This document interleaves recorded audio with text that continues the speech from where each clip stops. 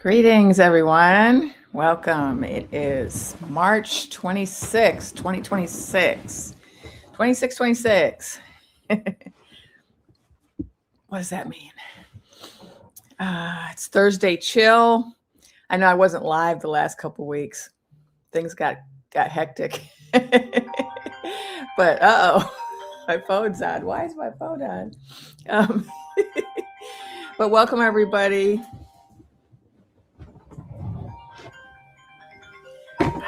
Turn that off.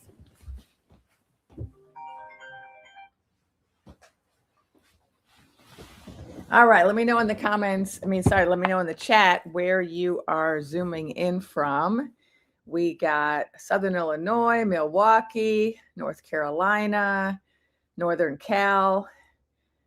Got a Midwest to California transplant. I'm also a Midwest to California transplant. Although I didn't go from the Midwest to California, I went a lot of places. I've lived everywhere in this country. Northwest, Northeast, Southwest, Southeast, and Midwest. All right, let's see who's here. Welcome, everybody, to Thursday Chill. We got 84 people. We got Canada in the house, Sister Canada, Oregon Coast, Western North Carolina, Missouri, Honolulu, Maryland, only Maryland, Nova Scotia. Hey, Dreaming Women.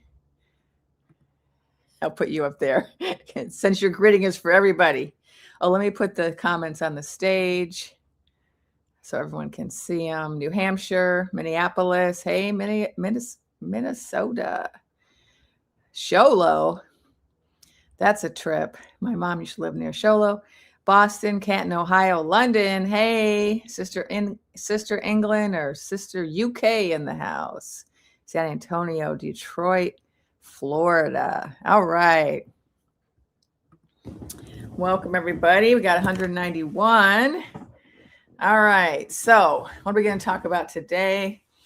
A lot of different things. Of course, we got to talk about the war that's not a war, right?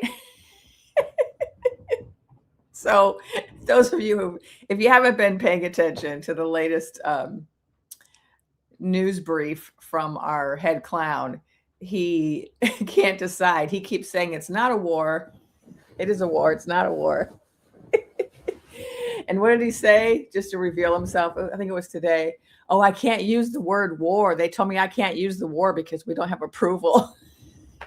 It's like, yeah, dude, no one gave you approval to start a war. Idiot. All right. So conflict, military operation. There's a lot of euphemisms for what's going on over there in Persia.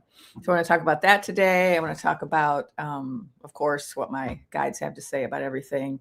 I did talk to some star beings today, so I want to talk about that. And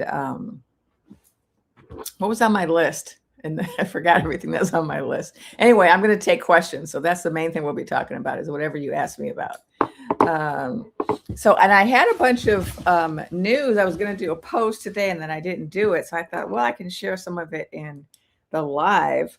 So here's some, not the news to share. Apparently today, a bunch of Red Hatters walked out of a classified briefing with the head clown in disgust. They were upset about whatever they said in that briefing. And some of the reporting I saw said that they were upset because apparently the circus keeps changing the reason for why we're there and what the mission is. And they're not really keeping anybody abreast of their plans. And, I'm laughing. Oh, that's funny. Lemon Gelato said his ego calls it a war. His lawyers call it a military operation. Hello, Portland, Missouri. Yeah, we're going to take to the streets on Saturday. We're going to talk about that too. In fact, let's talk about that. I'll talk about that first since it's such, exciting news. Got to keep it positive. So this Saturday is No Kings. And I think I heard that there are now 3,000 official locations, I think for 2.0. there were 20, well, someone correct me in the chat. Was it 2,500? And then for Kings 1.0, the first one, it was like 2,000. So the number of official locations where there will be dance parties is just growing and growing each time. And so this one is expected to be even bigger than the last one. And I think the first one already broke historic records for a US nationwide dance party. So no matter where you live, no matter how red you think it is, there is a dance party near you. I can almost guarantee it because there are so many. And I remember from the last time that when people were reporting on the turnout, one of the things that a lot of reporters commented on was how many dance parties there were in little tiny towns and villages and in places which had voted overwhelmingly red. So I saw that reported again and again after 2.0. And so that's going to be the same this time. So if you live in some little red village and you're like, no one's going to dance where I live, they're going to dance. You just got to find them. And so you can try different organizations. I have posted them on my post. Maybe I'll post again this week. NoKings.org. You can go to Indivisible, look for a chapter near you. Someone else can put some other orgs in the chat. Yeah, see, Paula said there's one in her small town. Yeah, they're everywhere.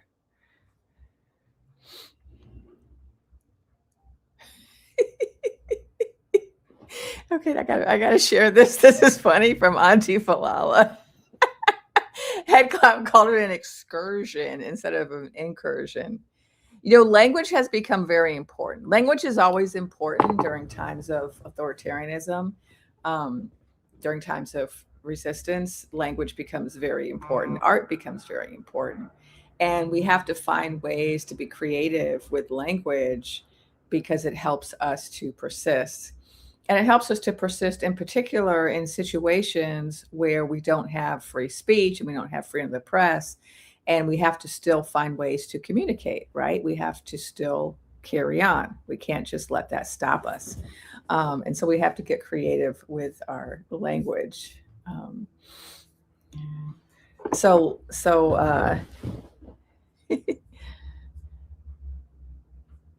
Okay, here's some more testimony from Joy Friends, who's in Seattle, said that the last one, there were small towns and villages that came out throughout, I'm assuming, the state of Washington. And here's a question that they have: is frozen water coming undercover? I don't know. I feel like frozen water is, I don't know, they're kind of hemmed up at the airports right now. So let's hope that keeps them busy. I know that I do think that, let's talk about that though. I do think that certain people are hesitant. So like if you're a melanated person, of course, you're obviously at far more risk than somebody who's palm colored. And so I think if you're palm colored, you should not be letting that get in your way.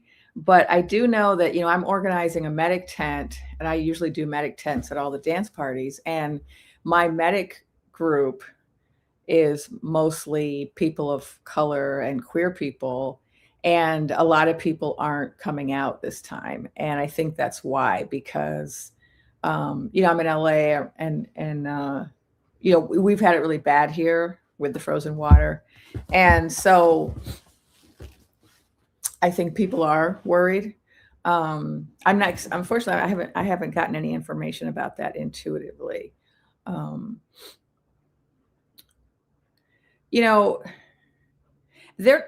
thing to keep in mind as I'm just tuning into it is, these are not sophisticated people.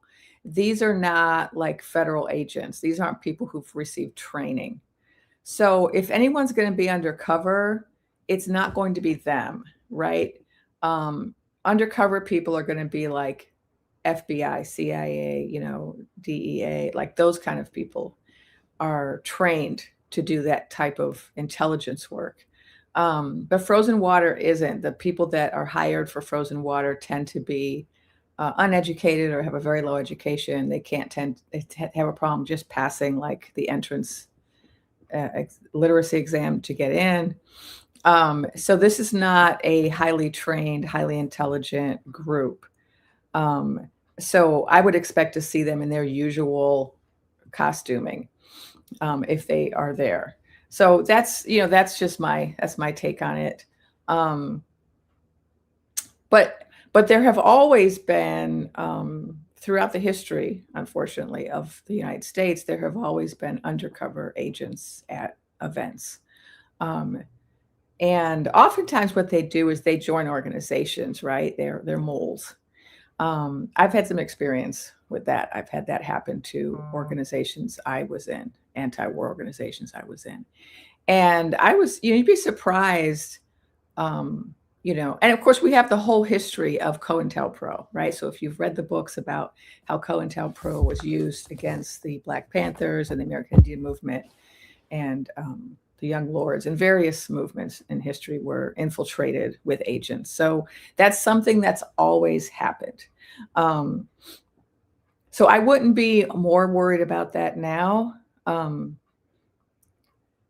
But yes, if you're a person of color, if you're a targeted group that, they're targeting people based on appearance. So that's what you have to keep in mind, is that they're mostly targeting people based on appearance. Obviously that's not always the case, because I just read a story today about a, white Canadian woman and her daughter who are being held. And she's actually here legally, but she's still being held in detention. And so there are some people, obviously, that are not melanated who are also being held, but they are by and far the minority, the exception rather than the rule. So, all right.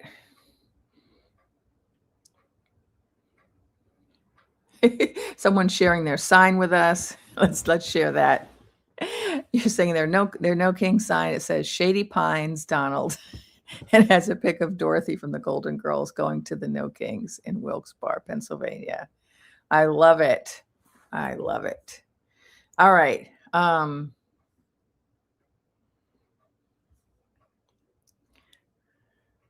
Oh, here's one of my mods. Thank you, Rossi, who's promoting my Patreon. I really appreciate them. They're always helping me out.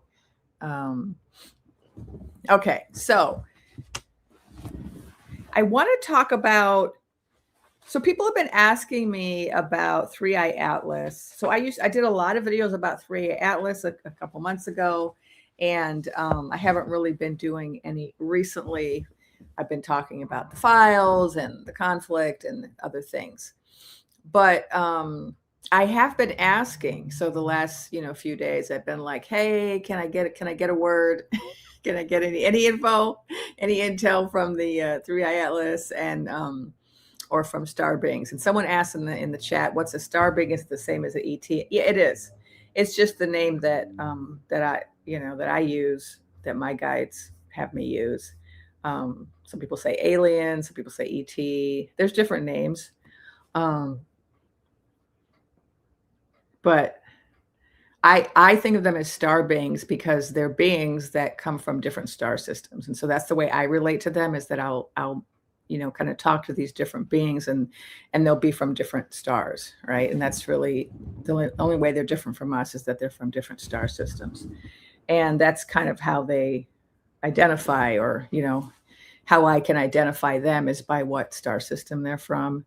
Not that really that's a big deal, because I say that, but you know how some people are really into the names, and certain names are popular. Like everyone's like, "Oh yeah, I like the Pleiadians," or "I like the Syrians," and some star systems are popular, and everybody's like, "Yeah, I'm talking to them." And actually, when I talk to star beings, they don't identify themselves. They don't say, "I'm a Pleiadian, I'm a Syrian." The way that I was first introduced to where they were from is I was shown their star system, and then I was also given a color. And so I kind of categorize them in terms of colors. And then over time, when I started hearing other people talk about different star systems, then I I realized that some of the people I was talking to were from Sirius and some were from the Pleiades. Um, I was a little amateur astronomer when I was young, and I had a real attachment to Pleiades, the Seven Sisters. Oh, I didn't know, and so I had and then I had a really clear message when I was like in my 20s that I had some starseed origins in Sirius.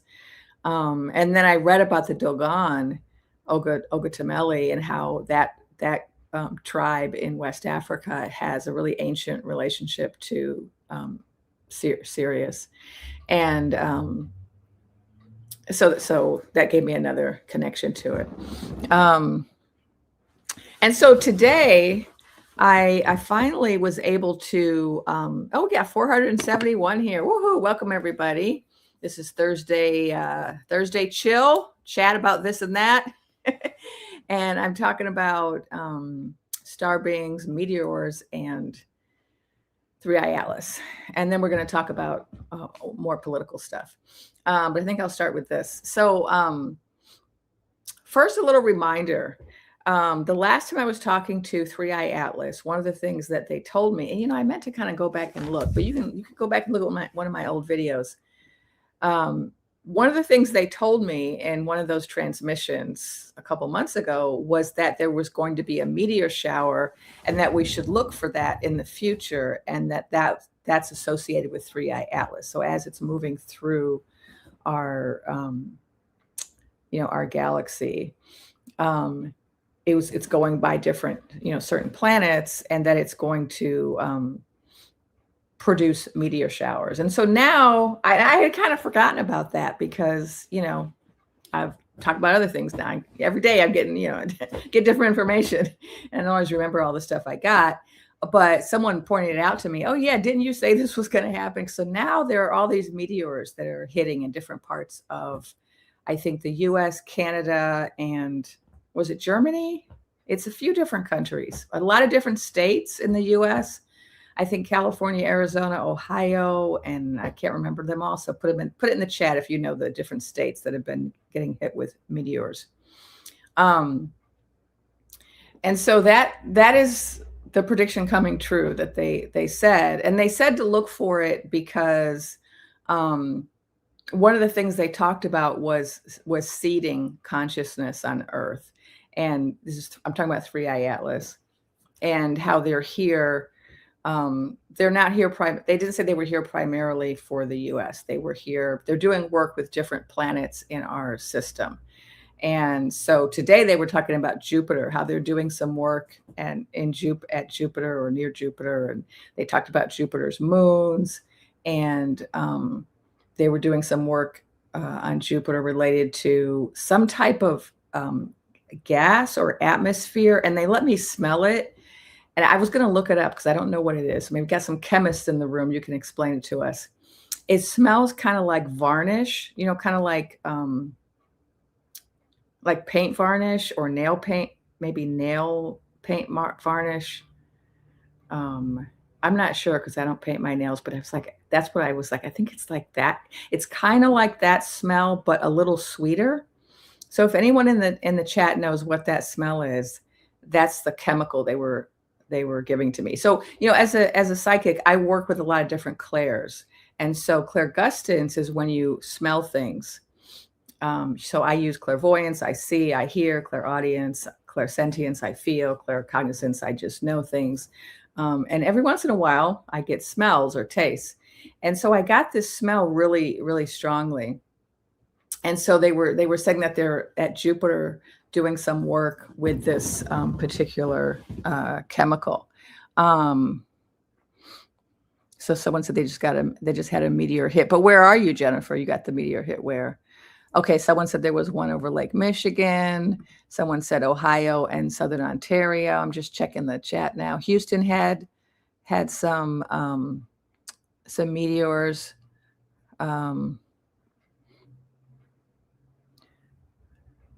Let's see, who else? All right. Clairolience, aliens. Oh yeah, it's also called clairalience, clairgustance and clairalience. Different people use different terms.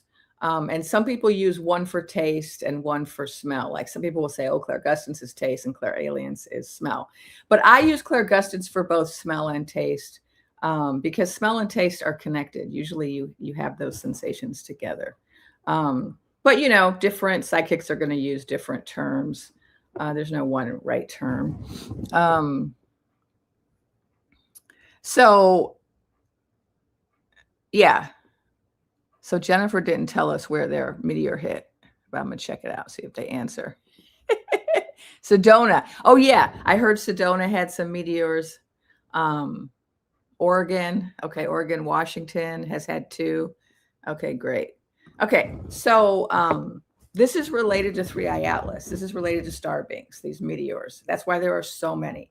And they did say that it was going to happen. So, you know, they said, look for the meteor showers, look for the meteors coming as proof. They said, look for that as proof that what we're telling you is true, that we're here, that we're conscious beings, that we're here in your star system. We're not just like they're not just a rock, right? That 3i Atlas is not just a rock. Although, you know, just a rock, you know, rocks are beings too. But they wanted us to understand that they are conscious and that they're here with intention. So, so I asked today, so they were showing me that they were near Jupiter and then I think it's Ganymede. Is that one of the moons? And they said that, you know, we're here. We're talking to the people, to the human people, right? We're talking to you. The meteors are us. The orbs are us. When we show up in your meditation, that's us. When we show up in your dreams at night, that's us.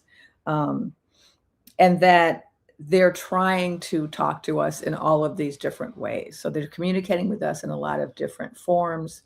And I'm trying to remember the earlier transmission from 3i Atlas about the meteors, but I think it had to do with seeding consciousness on Earth. But also the work that they were doing on planet Earth was actually more focused on the plants and animals, in particular on the ocean, than it was on the humans. And so, all right, so what did they say today?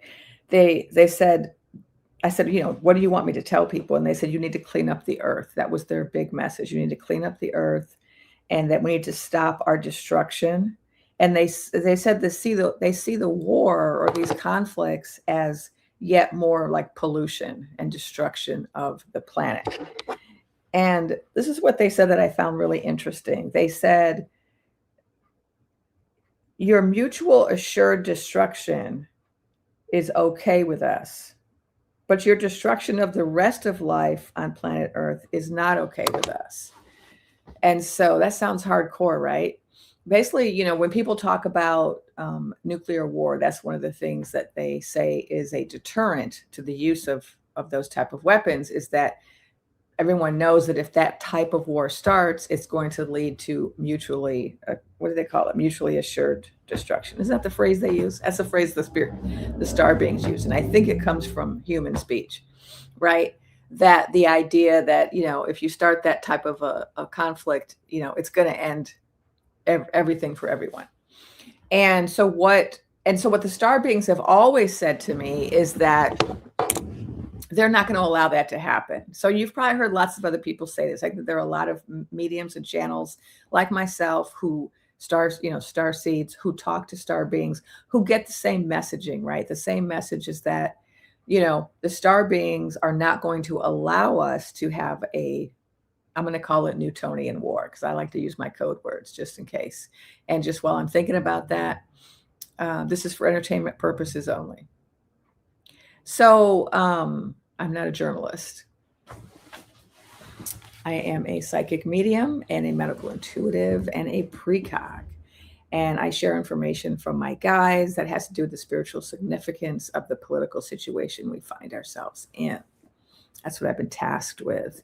So what they were saying is, what they've been saying for a long time is, when we get to that point where we're ready to actually have a Newtonian war, they're not going to let it happen. And they actually have said that there have been leaders in the world who have tried to do this in the past. They have pushed the button, but they have stopped it. And someone asked me recently, well, why didn't they stop Hiroshima, right? And the feeling I got about that was that we had to have one experience so that we knew for sure, so that everyone knew for sure what would happen. So we can't pretend ignorance. We can't say, well, we don't know what will happen if we push the button. So we all know now what will happen because we saw what happened, right? We saw what happened, what we did to those people. And so that's my understanding. But they're not going to allow us to have that type of a conflict. And there are people right now who are very close to that. Head Clown would love to push the button. If given the chance, he will. And he's not the only one. He's not the only fool out there who would love to push the button, right? Rasputin probably also wants to push the button, as does, as did Noodle Dictator Yahoo from the Is Not Real place. And so there are people who would like to, and from what I've been told, have tried to. So there have been some efforts that have been blocked by the starbeings. And so they said that's why you see all these orbs that are always showing up at military installments. So if you follow the news of where these orbs are and you actually map them, they show up near military facilities. And in particular, they show up near military facilities where there is that type of warhead present, where there is the capacity for that type of warhead to be launched. And they do that to prevent it. And so I did hear recently that there have been a lot of orb sightings at Newtonian facilities of late, right? So that tracks with what the guides have told me. And so what are they saying today? What they're saying today is that we're going to stop you from having that type of conflict, not because we're so concerned with humans not eliminating each other. Not to say they aren't concerned, but I think they want us to shift our awareness away from ourselves because we're very self-centered as a species, right? We're very focused on, oh, human, human, human, right? We're the pinnacle. We're the top dog. We're in charge. We're the we're the wardens, right? Of course, we aren't, right? We are actually, as they explained before, we are not the pinnacle species on planet Earth. We're not the most important species. We're not the most dominant species. We're just one of the species. And in fact, what they explained, before was that the majority of planet Earth is water. And so the majority of the people that live on planet Earth live in the water. And we are landlubbers, and we are a minority of beings that live on Earth.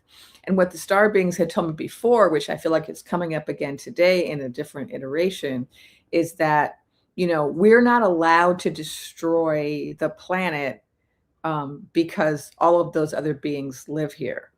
And they did say in the past that if we were just to destroy the land, probably nobody would interfere with us. But if we start messing with the water, which we have done, that's why they're here, because we're now threatening all of the species that live in the water. And so what they said is your mutually assured destruction is not our primary focus. Our primary focus is planet Earth and all of the life on planet Earth.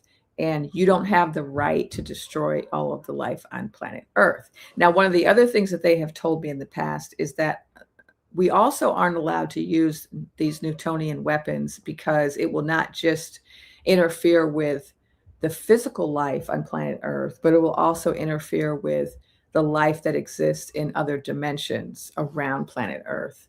And so planet Earth, as we know it as a physical place, is only one aspect of what occupies this space and time. There are also other dimensions where other energetic beings live, and Newtonian weapons actually tear kind of the fabric of space in a way that interferes with life on multiple dimensions in addition to interfering with all types of life forms on planet Earth. And so this is why we're not allowed to have that type of war. And this is why the star beings are standing by, ready to stop us.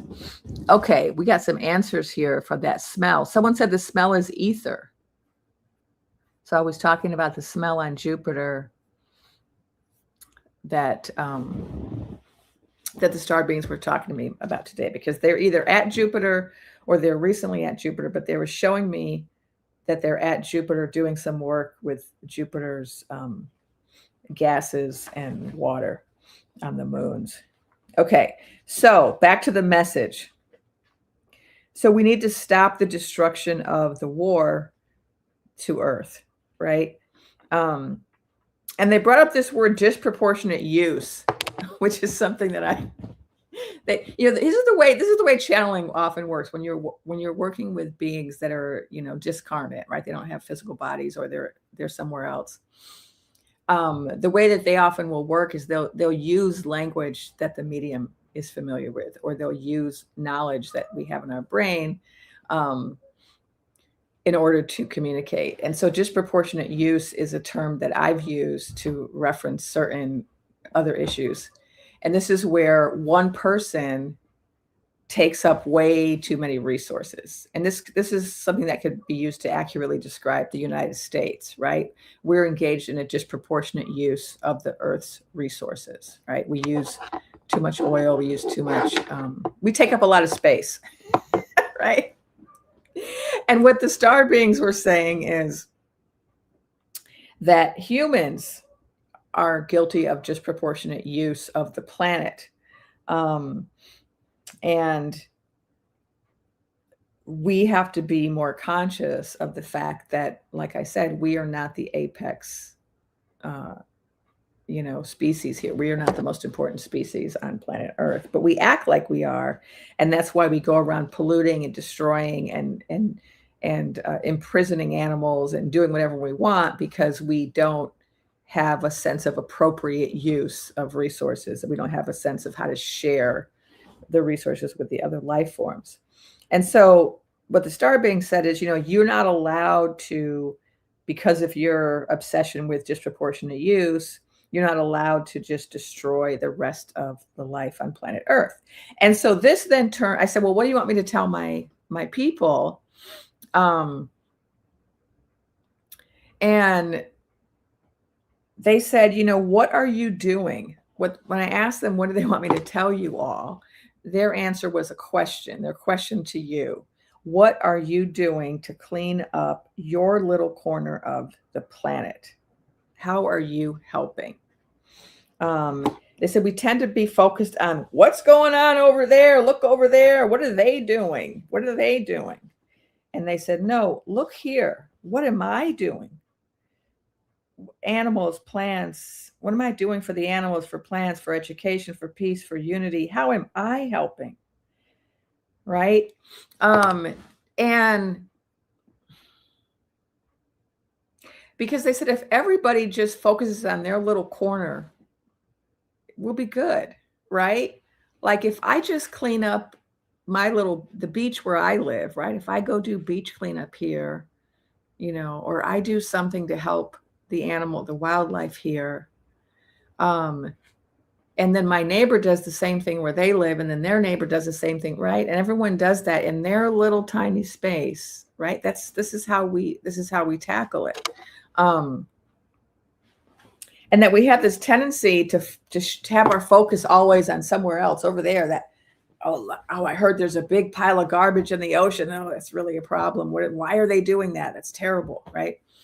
Instead of saying, okay, there's garbage in the river down the street. There's garbage in the pond. There's garbage in the lake in my state, right? Like I could focus on that. I don't have to focus on the big pile of garbage in the Pacific Ocean, 1,000 miles from me.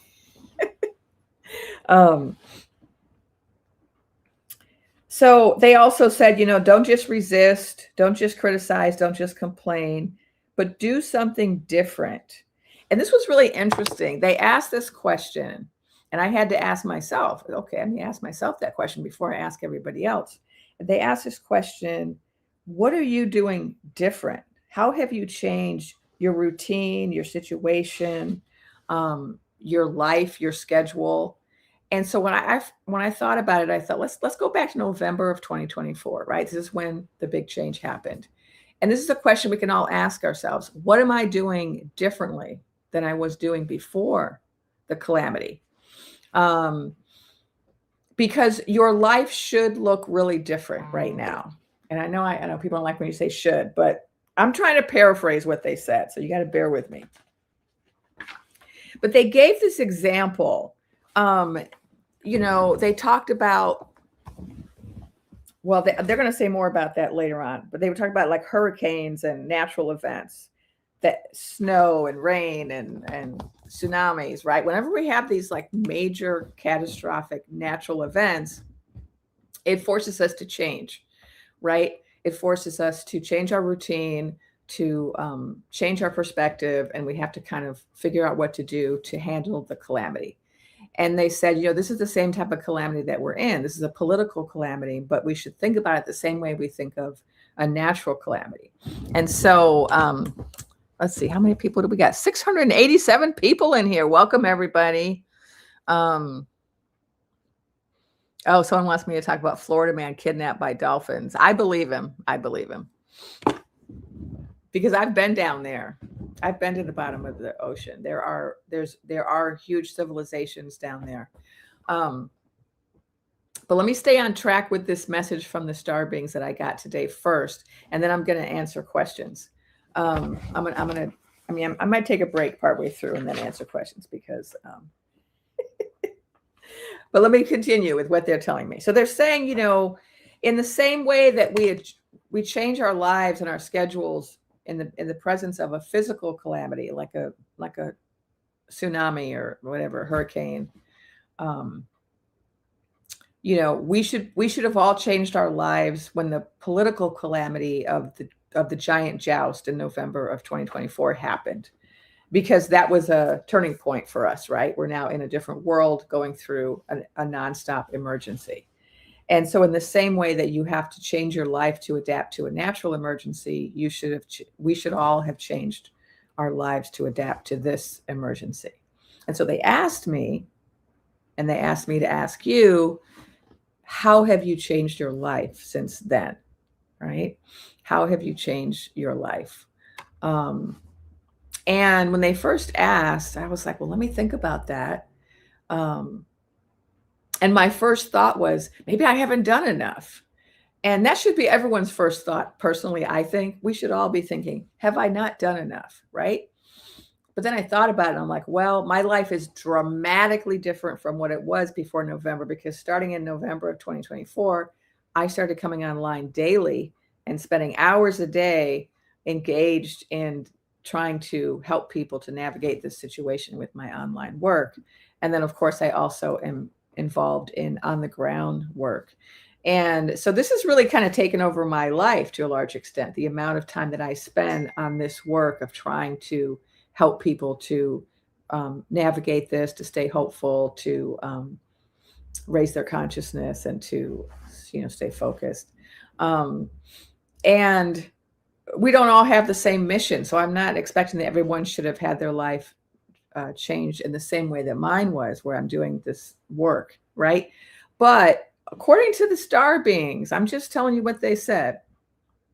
No judgment, no shade. I'm just trying to pass a message along. According to their question was very emphatic, very loud when they gave it to me. What are you doing differently? How have you changed your life to address the calamity, right? And this is going to be relevant to something else they say.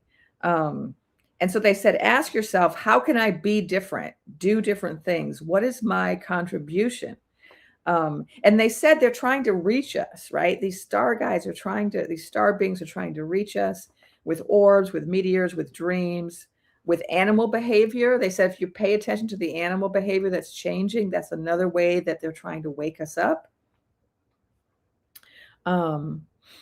but then they said, here's the scary part. Okay, warning. I like to keep it positive and high vibe, but there's a little bit of a scary part here. The starbeing said, I'm going to quote, "We can stop the experiment if we have to." By the experiment, they mean us, right? This experiment, humans on planet Earth. We can stop the experiment if we have to. But we, and when I asked them, okay, who's we? They said Galactic Council. And so my understanding of the Galactic Council, based on I sometimes go to the meetings, and I know there's different names out there. I don't get the same name. Other people get, Galactic Federation. So I don't get that name, but it might be the same thing. I don't know. Sometimes we get different names. So, but the Galactic Council that I have participated in is a group of beings, kind of like representatives from lots of different, star systems. And they come together to, discuss things and make decisions. And there's a group that is responsible for this experiment of planet Earth, of humanity on planet Earth. They're the ones that came together and started this. And they're very, very interested in our well-being and in our success. So they said they could stop the experiment that is humanity, right? But they said, we don't want to, because we don't want to take away your autonomy. We don't want to take away your sovereignty. Even though you, human beings, continue to take away the sovereignty of so many plants, animals, peoples, tribes, groups, women, children, etc. Right? So we have a very bad track record of taking away the sovereignty of other beings. But these beings, these star beings, they believe in sovereignty, and they don't want to take away our sovereignty. They don't want to make decisions for us. They don't want to, interfere, right, in our evolution. But it doesn't mean they won't. Like they said, we can stop the experiment if we have to, right? And so they said, we want you to self-correct, to learn from your own lessons, to learn your own lessons. But time is running out for you to auto-correct your mistakes having to do with, right, all of our war, all of our destruction of the planet. And so they said, we want you to autocorrect, but time is running out, and soon we will have to initiate a hard reset. And they named 2 ways to initiate a hard reset. One is through contact, what people call disclosure. And the other one is through a major escalation. Wait, what's that word say? Unfortunately, I wrote it by hand. You see my handwriting. It's not good. A major cataclysm that supersedes the human cataclysm. So these are natural events like I was talking about, earthquakes, snowstorms, blizzards, tsunamis, etc., that wake people up. So they then asked the question that I was supposed to ask all of you is, how do you want to wake up? How quickly do you want to wake up? I need my glasses again. I don't know what that word is. How do we want to wake up? How quickly? They said it's better if you do it on your own without an external reset. However, they said, we are here watching,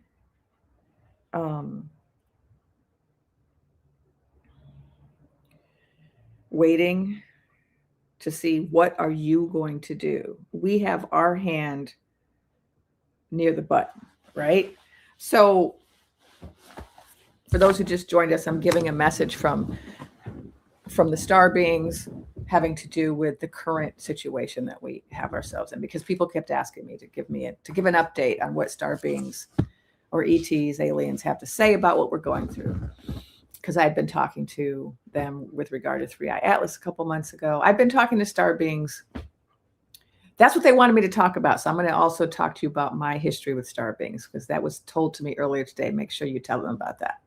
And I'm going to answer questions too. But I just want to summarize what the message was. The message is, we are engaged in a lot of destruction right now of the planet. And because of the current political cataclysm that started in November of 2024, we have accelerated our destruction of the planet in various ways, right? War being a big part of it. So there's a whole lot of pollution that's being created right now in Western Asia having to do with the refinement of oil. And so what the guides were saying is, this planet has a lot of species on it. Humans are not the most important species, but we are engaged in disproportionate use. We are creating a lot of havoc for a lot of other species because we don't know how to share, and we don't know how to respect the sovereignty of other beings, plants, animals, and energetic beings who live here. And it's getting to a critical point where we need to wake up and change our ways. And that if we don't wake up on our own, then the star beings are going to interfere. And they're going to interfere in one of two ways, either with was it just the two ways? Well, now I can't remember. But they said there's two ways. One is to have disclosure or contact with us, where they come here, show themselves, and tell us, look, dudes, you guys are really messing up. A little intervention. Let's have a talk. That's one way. Another way is natural disasters, right? And natural disasters are kind of like the eventuality of what we're doing right now. So we're doing so many things that they are going to lead to, right? And they already are, right? We're already having that happen, right? We're already having lots of natural disasters, but they're going to accelerate. And that those are different ways for us to wake up, right? And so then they had these questions for us. What are you doing that's different from what you were doing in November of 2024? And the question, I felt, had within it a strong suggestion that everybody's life should look dramatically different now from what it looked like in November of 2024, not just because we're upset and we're stressed out and we're freaked out by what's going on, but because we have all chosen to radically change our lives, to change our schedules, to change the focus of our life. We've all gotten on a path now to help the planet. They also said that we could each just focus on our little corner.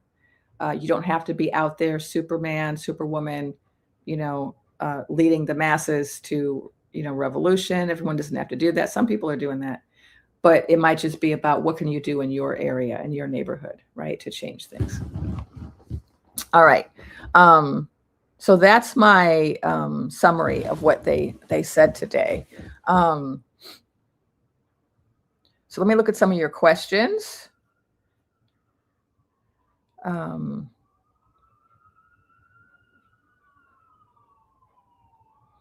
to read them. Oh, here's someone still responding to the no kings. We're saying how they're everywhere. No matter where you live, you can find one.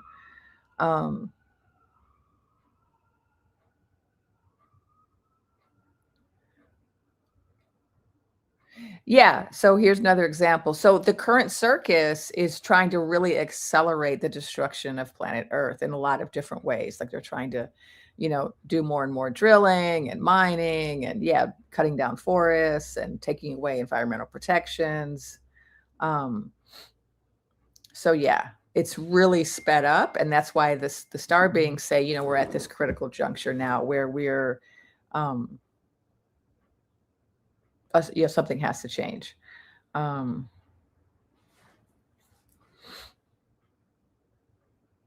Okay, I'm going to address this somewhat pessimistic response.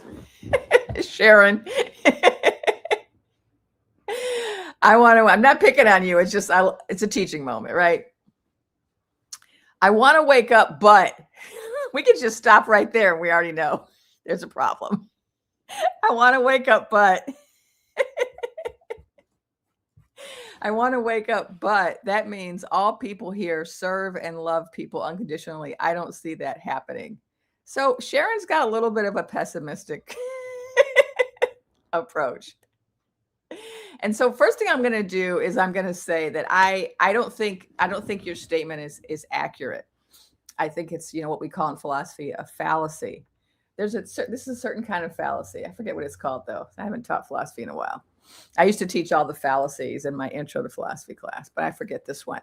Right? So you're making kind of like an if-then statement that's not really an if-then statement, right? You're saying that in order to wake up, all the people have to serve and love people unconditionally. And I just don't see how those two statements are connected. So you waking up doesn't actually have to include anything about anyone else waking up, right? Right? I can wake up in a room full of people sleeping. Now, once I wake up, it might behoove me to try to wake up some other people so I'm not alone. But if I tell myself laying in my cot, I want to wake up, but everyone around me is asleep and I just don't think they're going to wake up. So I don't see what the point is of me waking up if nobody else is going to wake up.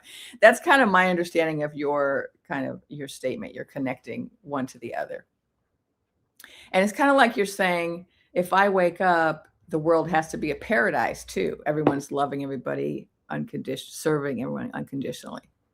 And you don't see that happening. So you can't imagine life being that way. You can't imagine paradise. You can't imagine. So that's a third problem with your statement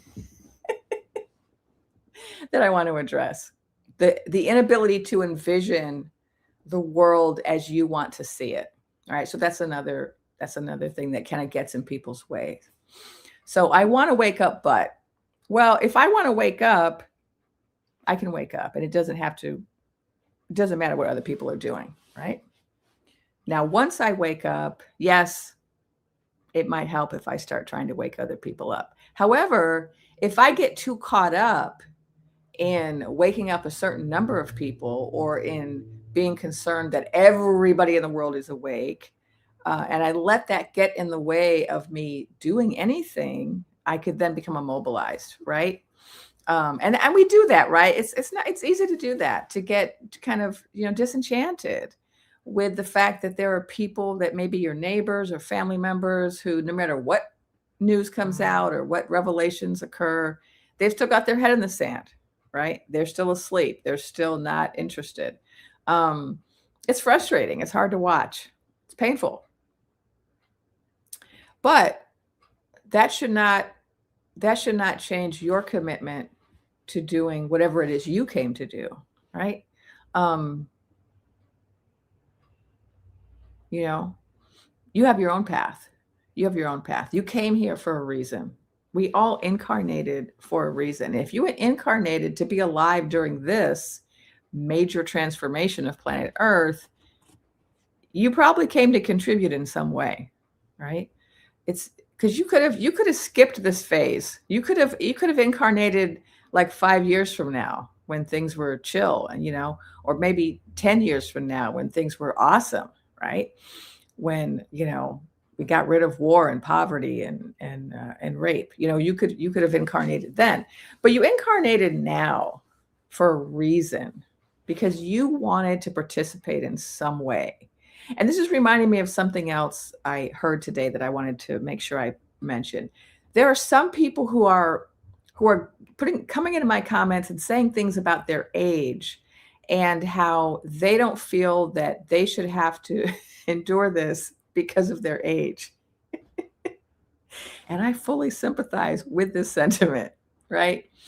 I have been an activist for 40 years, and it can be disheartening to be like, I've worked so hard for so long. Why am I going through the apocalypse? Why am I going through the rise of fascism?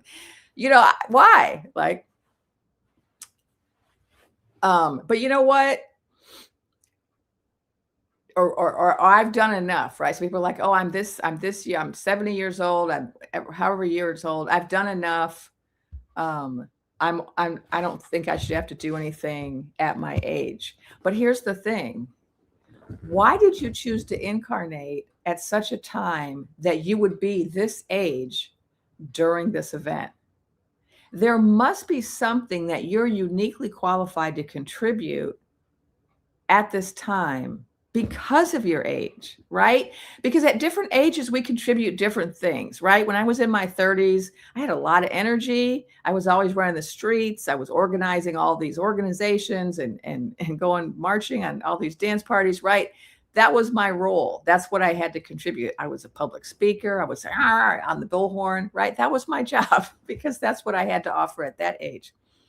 At my current age, I can't do that. I can't go to all those dance parties. I'm not out there on the bullhorn. That's not my job right now. I'm on a different bullhorn now. I'm on the sit on the comfortable armchair bullhorn on the computer job, right? It's a different setup. I'm sitting in the medic tent helping people. I'm not running around. I'm in there, right, at my table. Right? We have different things to offer at different ages, and no age is more important than the other age. And so if you're an 80-year-old and you're asking yourself, what do I have to contribute? I've already done so much for the last 60 years of my life. There's still something for you to do because that's why you're here. You're here. If there wasn't anything for you to do, you would have just checked out in November, in October of 2024, you would have been like, I'm out. But you stuck around. You stuck around for a reason. And so we all have to figure out what that reason is, right? It behooves each of us to figure out, why am I here? What do I have to contribute? What is my personal contribution?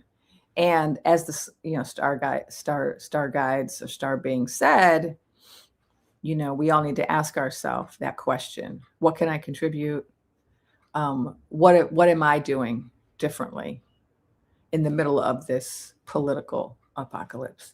And they gave me that analogy of the natural apocalypse because I think, I can really relate to that. I was in a hurricane once in Florida, and it was awful. I didn't even know what a hurricane was. I had just gotten there.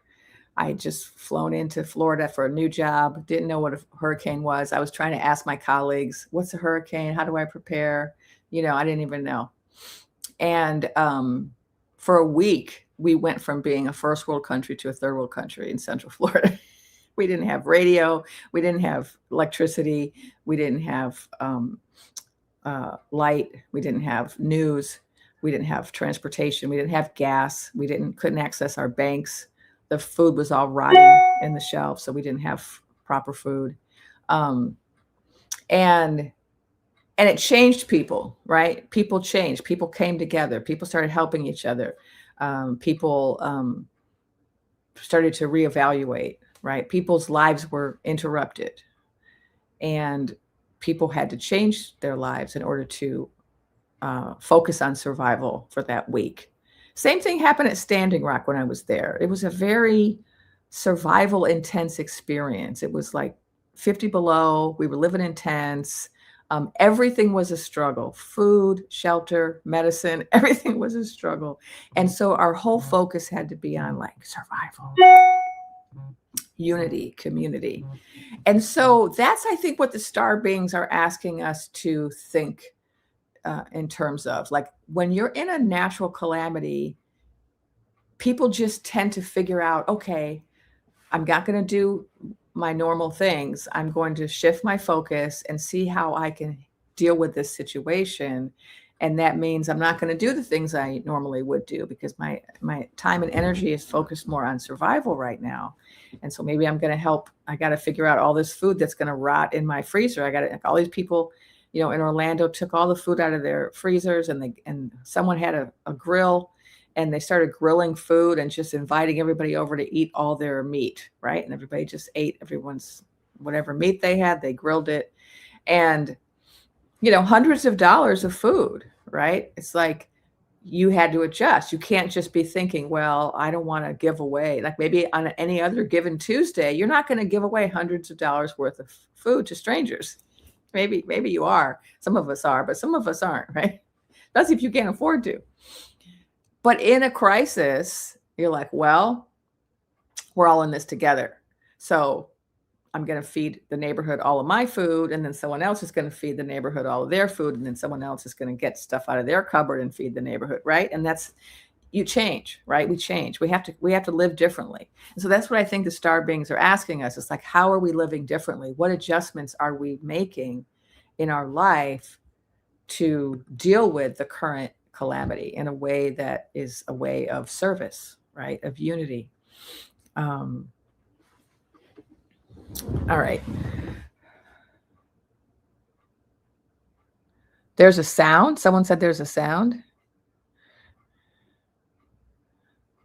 Someone said there's a sound, an alert for when people come and go. Oh, is there? There might be. I'm not aware. I don't have it over here. I don't have any sound when people come and go. Oh, thank you, Sister Australia, sending love. And we're sending love right back at you, to all the people in the world impacted by our idiot circus. Oh yeah, want to make a difference too. Went to a rally recently, and there was a woman that was 80 plus, and she really inspired me. Yeah, I think I talked about before how I was at one dance party, and there was a woman there who had one leg, and she had like crutches and one leg and a sign. And I'm like, if she can be out here with one leg, certainly I can be out here with my two legs, right? It's very inspiring.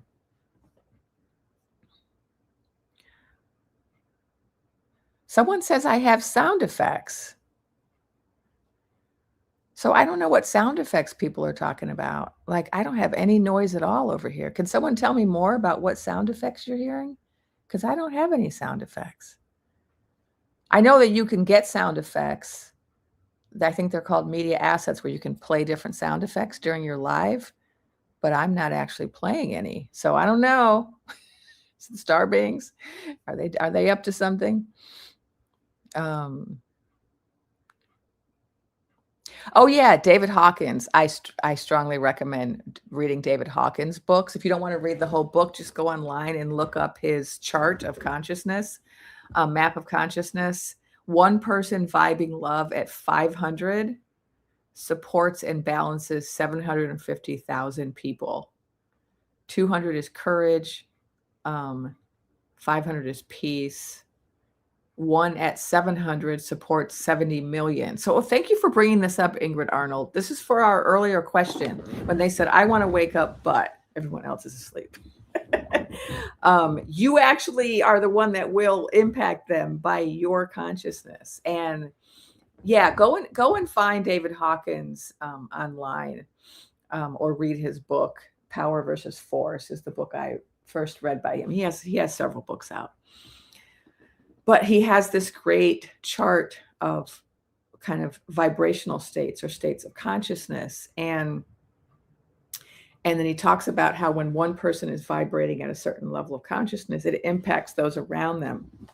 You know, like those monks, the walk of peace. It impacted so many people, right? And how many monks were there? Like 20 or something? I can't remember. Someone tell me. But they impacted millions, because they were embodying this level of consciousness. And this is true about all of us.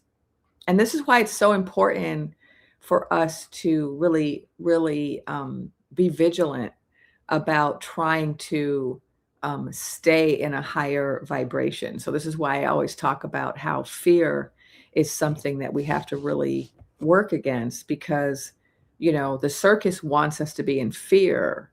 And if you look at David Hawkins' chart of emotions, fear is very low vibration.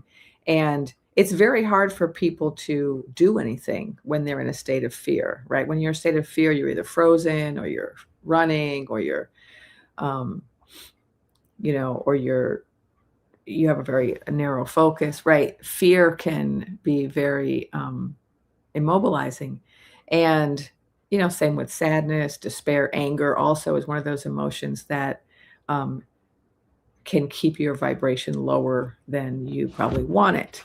Um, Now, anger can be transmuted into righteousness, right? Righteous rage that's organized for a common good can be a higher vibration, right? And it can start out in anger and move to that. Courage, can come out of fear, right? You may start in fear, then the fear can motivate courage, hope. Um, it's a high vibration. And so, yeah, just you vibrating at that higher vibration is going to positively impact people around you. And I do feel like that is, almost a full-time job. I know that for me, it's been almost a full-time job because of the work that I do, because I come on, you know, in front of an audience on a regular basis. I have to put a lot of energy and into making sure that I can maintain my consciousness at a certain level. And things happen, like I wasn't feeling well for the last week. And, it's hard to stay as positive when you don't feel good or when something bad happens, you get bad news or you have some family drama, right? And so we all have to, kind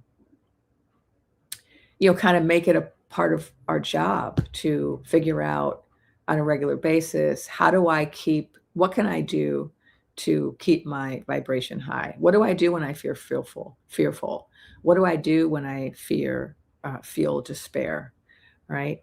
And that's why I often talk about things that we can do. Like one of the things I've said again and again is that, becoming active, doing something to be of service to somebody is going to lift your mood.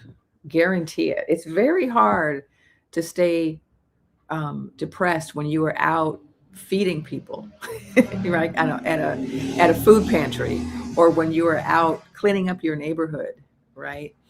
Um, or when you are delivering food to someone who's homebound because they're hiding out from the cold water cars, or when you're going to a dance party. It lifts your mood. It lifts your mood to be doing something. It also lifts your mood to engage in certain activities like gardening and being in nature and being with animals and meditating and listening to solfeggio frequency music and being in community, not just being at home by yourself, but phoning a friend, going out, having people over, joining a group, getting a hobby, right? All of those things, right? Those are really important. Those are all acts of resistance right now, right? If you're doing things to elevate your consciousness right now and to keep your nervous system regulated so that you can be of service, that's persistence work right now. That's resistance work right now. Because that's what the circus is trying to do. They're trying to defeat us. They're trying to defeat us mentally. They want us to feel hopeless and helpless and powerless and fearful and pessimistic about the future, right? And so this brings me back to the second part of that statement that person made that I wanted to address. The person was having a hard time envisioning a world where everybody was engaged in unconditional love. And that could be one thing that you're wanting to see in the world. One of the things I want to see is the absence of war, the absence of poverty, the absence of rape, equality, freedom, the end to our destruction of the planet, peace, and yeah, widespread love. It's really important that we envision that. So if you say you can't envision that, then my assignment for you is to try. Get out a piece of notebook, paper, or maybe you can draw if you like to draw, or just sit and there is a ding that just came. Maybe that's what you heard. I just heard a ding. That's my. Let me make sure my focus. Looks like my focus is not on. Do not disturb. All right. sorry about that. Get a piece of paper out and start to just write down what the world looks like, the ideal world, the world that you want to live in when everything is the way it should be, the way you want it to be, the perfect world. Write that down. Sit in meditation, close your eyes, and just imagine that. Do that on a regular basis. We have to be able to envision the world we want to see. We have to believe it's possible, right? We don't have to have evidence that it's possible, but we do have to believe it's possible, and that belief will help to make it possible, right? And that belief will help us to endure what we're going through, right? That belief in the world that is possible, the world that is coming, the world that we are creating is what we have to believe in, right? Even if nobody around you believes in it. Again, like the person saying, well, I want to wake up, but the other people are asleep. Never mind the other people. You might be the one that gets them to believe it because you keep talking about it. I'm envisioning a world where the following is happening. You just keep saying that. And let people call you delusional. That's okay. It's okay.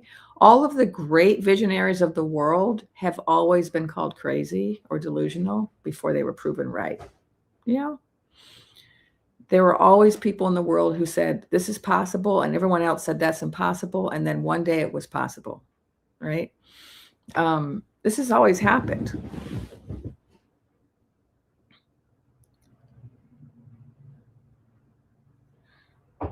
All right, I'm going to address the questions. Of course, someone's knocking at my door. I don't know who that is. So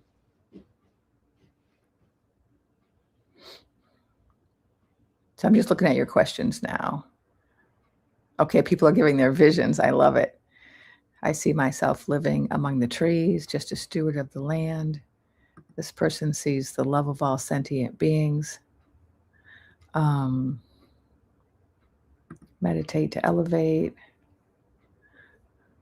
Future writing. Oh, someone has a therapist who calls it future writing. Yeah, we should all be future writing. Do it all the time. Write down the future. Meditate and reimagine the world. Oh, Melody says they envision Star Trek. I love I'm a Trekkie, big time Trekkie. Yeah, I love Star Trek. Oh, yeah. Yeah. Speaking of consciousness and waking up. Yeah, people are drinking less, playing fewer video games. Crime is down and people are meditating more. These are all things I talked about in an earlier post. In fact, I just was looking at a news item today that showed that crime was down 20% last year. And crime is now at a lower, I wrote it down. Crime is now lower than it's been in 120 years. Where's my Metatron news? Crime has dropped 20% in just the last year, and it's lower than it's been in 125 years. So when people try to talk about, oh, the 50s were such a glorious time. Of course, the 50s were not glorious for women or people of color, or gays, but people do have this image of the 50s. Crime was higher in the 50s than it is now. Okay. So people are waking up. Consciousness is shifting. And we have record numbers too of psychics who are online doing videos like me. We have record number of people watching psychics. That's why I'm doing this survey. If you haven't filled out my survey yet, please do. It's on my YouTube posts. I'm doing a survey for some research I'm doing about this very issue, the rise in the number of psychics and number of predictions and the rising interest in intuitive work. I want to find out if what I think I'm seeing, if other people are seeing what I'm seeing. Because, we all have our own lens through which we see the world. And so I'm trying to get a little bit more of an objective view and with this survey.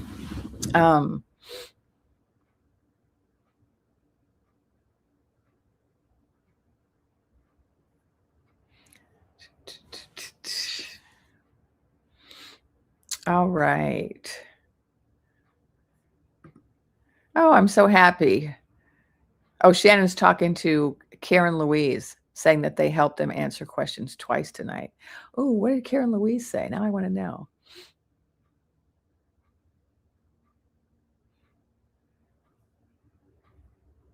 Okay.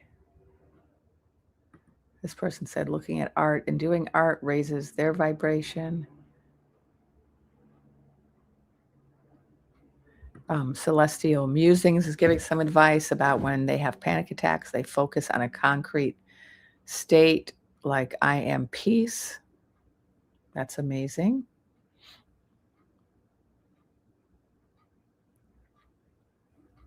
Kendra said that they're limited their news and listening to more nature and music. Yeah, you got to balance things out, you know. One of the reasons why I have to work so hard on making sure I keep my vibration high is because I have to watch the news. I have to comb through the news almost every day in order to do the videos I do. I have to keep abreast and look for the good news to report in my Metatron, Not the News series. And also, I just have to provide content that's responding to where people are at. So I have to know what people are consuming. But if you don't have to, if you're not doing work that requires you to look at the news every day, then don't.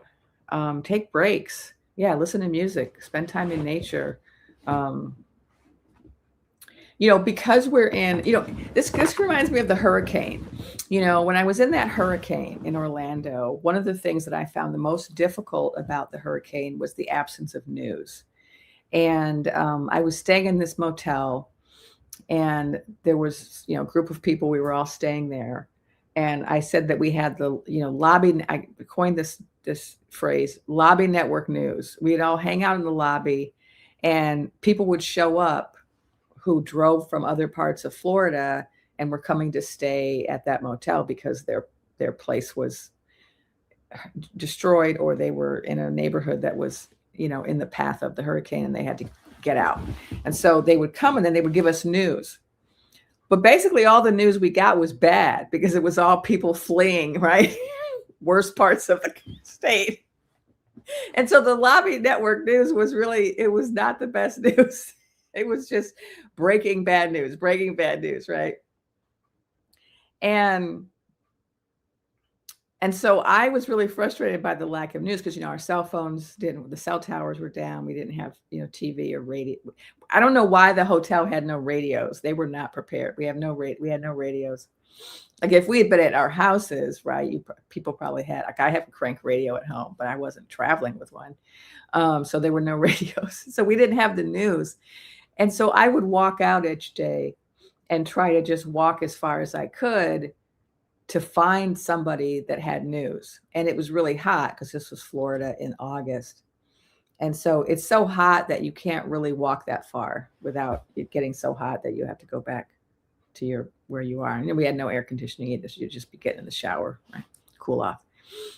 And so I would wander as far as I could, and all the stores were closed. I'd be trying to find something that was open so that I could ask somebody for some news. And then sometimes I would find these guys working on power grid. The power was all down, so there were guys who had shipped in from other states to work on the power. What are they called? The poles with the power, electrical poles. And I would find these guys, say, "Hey, can you tell me some news?" And then the problem was these guys, they were all from other states. They were like from Georgia and Alabama, and they didn't have any Florida news. They were just there to fix they didn't know anything either. And not having news.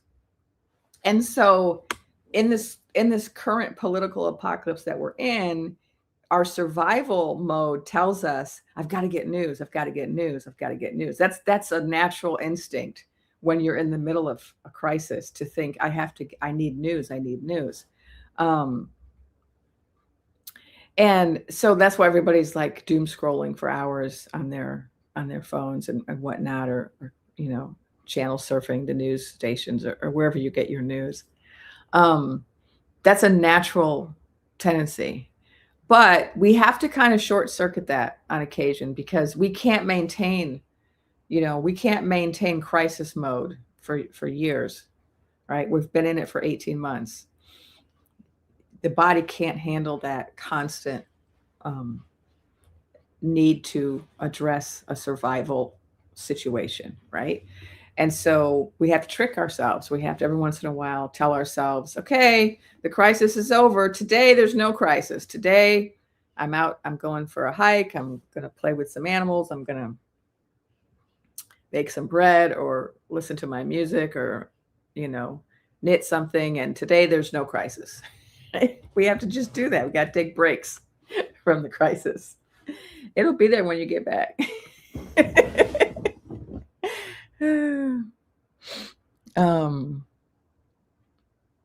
Okay, let me see if there are any more questions. Oh, here's a question. A big $9.99 question. Thank you, Dr. Domenico, for the gift. I always forget to say you can give me gifts and you can buy me a coffee up here. And thanks to everyone who already bought me coffees in the past. I appreciate all of you. Okay, let's see what the question is. Hi, Dr. Vest. Can you give advice on how we as healers, therapists, and mediums can motivate Gen Z young people to get involved? I am not finding Gen Z motivated and instead disillusioned with despair. You know, that is a great question. And I have the same question. I don't have children of my own, but I do have a niece and nephew and some godchildren. And I have also been kind of baffled by their lack of engagement and, dare I say, disappointed. Because I come from a family of activists, a family of community people. We've always been involved in service. And so I've been thinking about it. And I think the problem is that these people, this generation of Gen Z, I think they're in such shock. This is the age when they should be thinking about everything being possible, right? When you're in your teens and 20s, like that's when everything's infinite. The sky is the limit. You can imagine yourself being anything, doing anything, traveling the world, becoming a doctor, becoming a famous person, becoming, you know, a mother. Like there's so many things you can imagine for yourself, becoming a millionaire, right? And at that age, everything's possible. And the horrible thing that happened to this generation is that they're growing up during a time where the message that they're getting instead is nothing is possible, right? I'm not even safe walking around. I don't know if we're going to if there are any jobs, if I'm going to be able to even get a job. I don't know if I'm even going to be able to stay in college. Some of these people were in college during the pandemic and didn't even get to have college. Some of them were in high school and didn't even get to have a regular high school experience. They've been through a lot. We've all been through a lot, but they've been through a lot at a different stage in their development. And so they're at that age where they should be having fun and they should be figuring out their major and they should be figuring out what they want to do with their life and having, you know, girlfriends and boyfriends and making new friends all the time and trying new things and learning new things, like exploring. And they're not really being allowed to do that in the way that we were, because they're living during a political apocalypse. And so we're going to have to give them a break. We're going to have to love on them a little extra, and we're going to have to do everything we can to make it so in the future they will get to have that opportunity to explore and to imagine that anything is possible and that they could do whatever they want with their life. They're not being allowed that. And, you know, I'm really like filled with so much emotion as I say this. I'm so much sadness and, you know, it's so unfair. It's so unfair for them.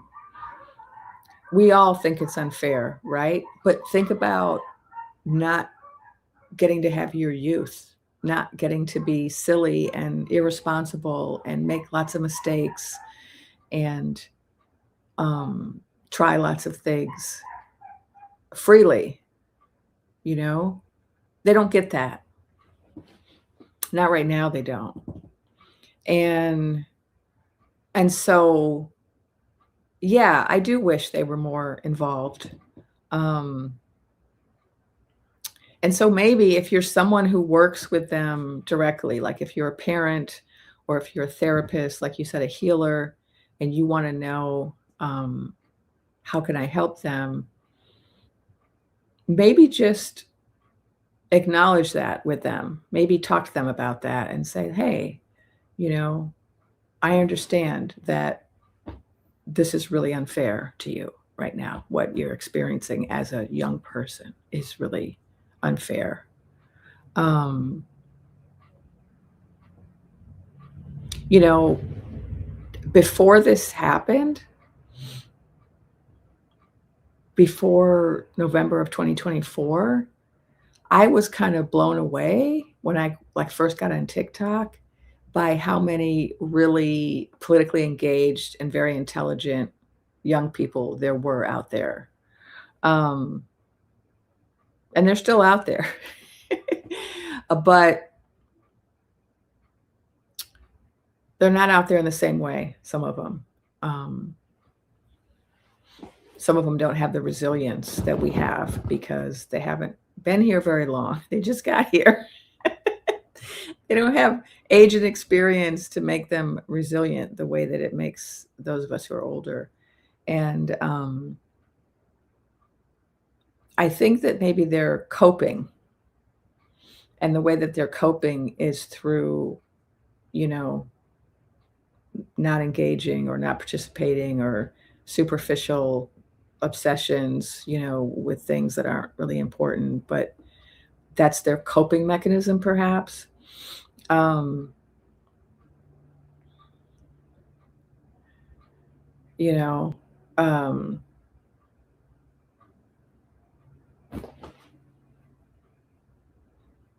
so I'm kind of gonna go back to the earlier, the earlier statement about I want to wake up, but Gen Z's not awake, right?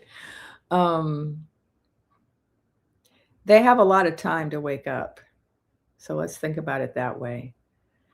Maybe they're not waking up now, but maybe they'll wake up in a few years, right? Of course, a lot of people are waking up. So if we want to talk about some actual, again, back to the evidence that people are waking up, there are reports coming out that are showing that the head clown's base, male base, young male base is completely abandoning him. So there was a group of like Gen Z palm-colored males who supported the clown, and they don't anymore, right? Part of it happened with Chuckle Cheese being unalived. Part of it has happened because of the war. There's different reasons, you know, that it happened, but so there is a segment of that generation that is waking up, and maybe not in the way that some of us might want to see, like them coming to dance parties and organizing and right, coming onto these platforms and speaking out. But there's at least some kind of evolution happening, right, with certain segments where they're realizing, oh, okay, I was totally misguided by that circus, right? That is happening. There's a lot of evidence for that. All right. And so let me finish answering. Did I answer let me finish answering Dr. Domenico's question. How can we motivate them? I don't know. I don't know if that's the right question. That's your question, so it's the right question. But when I try to answer it, is motivate the right word? Support them? How can we, help them? How can we understand them? Um, I think those are the verbs I'm more interested in when I think about Gen Z. I was where you are at though, doctor. I was there like a year ago where I was just frustrated, like going to the dance parties and there weren't enough young people, and online there weren't enough young people, and I was there too. I was like, what's going to motivate them? But everyone's going to it's going to be different for each of us. I do think that the rest of us doing what we're doing is motivating them. Even if we don't see it yet, I do think it's motivating them, um, just to see us. And, that's a lesson I got a long time ago about when you want to convince people of something. So, for background, I'm a philosopher. And what do philosophers do? What are we trained to do? We're trained to make arguments, we're trained to persuade people of things, right? And so, for a large part of my life, I was really, really interested in that, making and arguing and persuading people.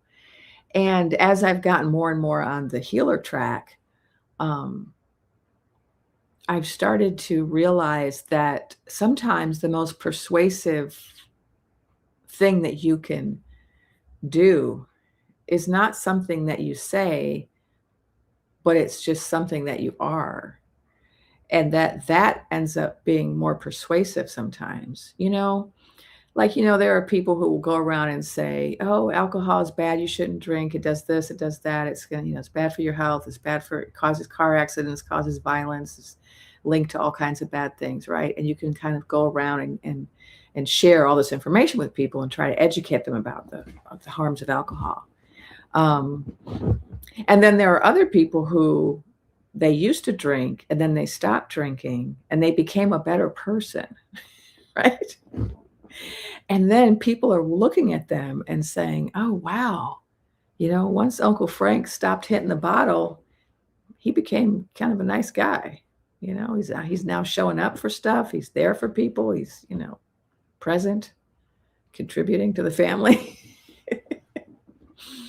um, and so sometimes that person who just is a certain way is more convincing than the person who is trying to convince people of something, right?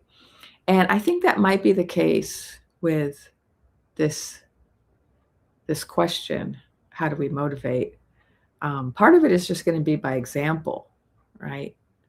Um, and I think part of that example has to be,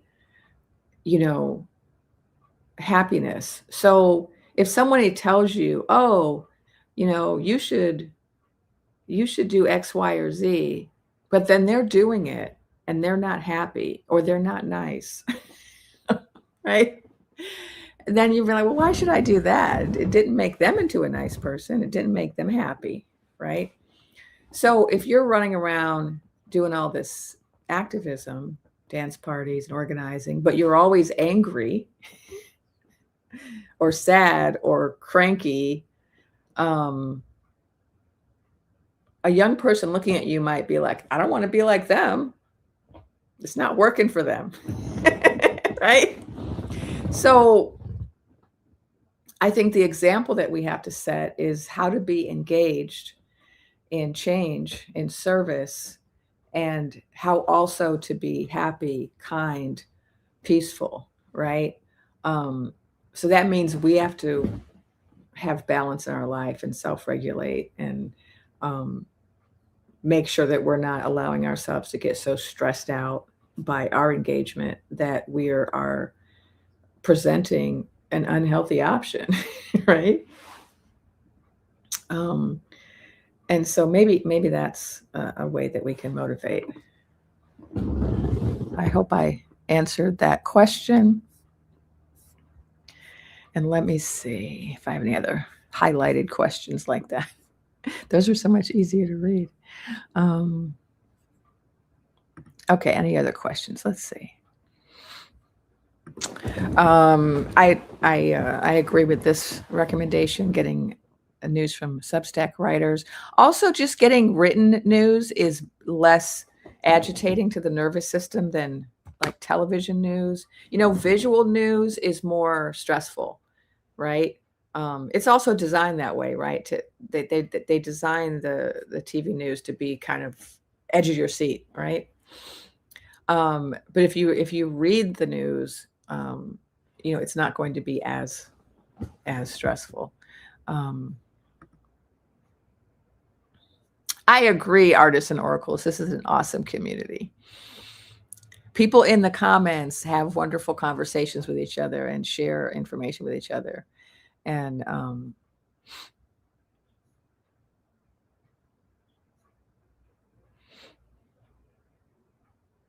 oh, someone said they filled out my survey. They learned a lot about themselves that they didn't realize by taking the time to answer the questions. Thank you for that feedback, Rosie.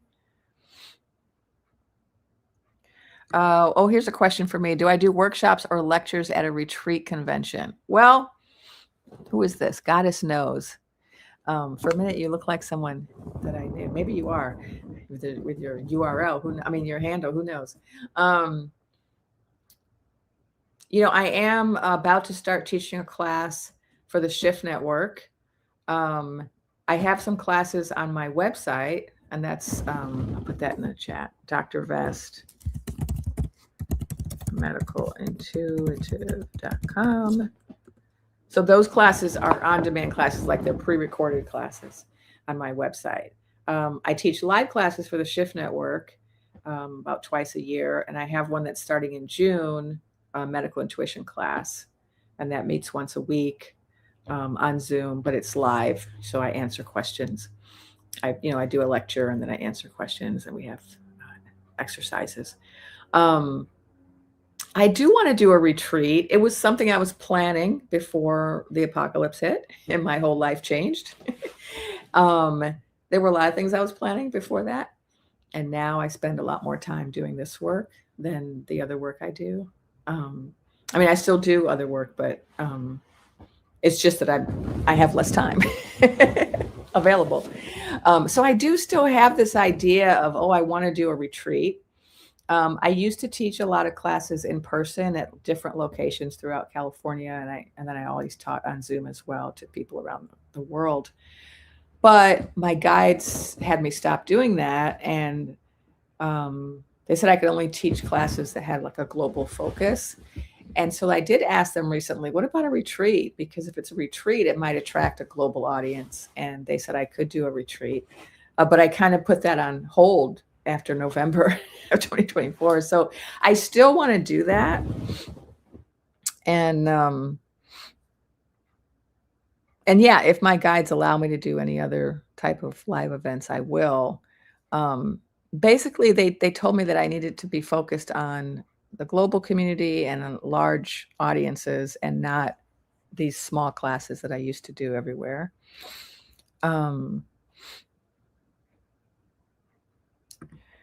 Thank you for the feedback, Diane from Montreal.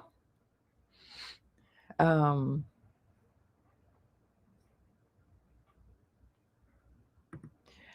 agree with you, Froxy Roxy. Nobody is illegal.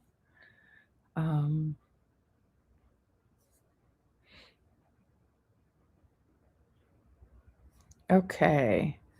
Looking for other questions. If you have questions, put them in the comments or in the chat.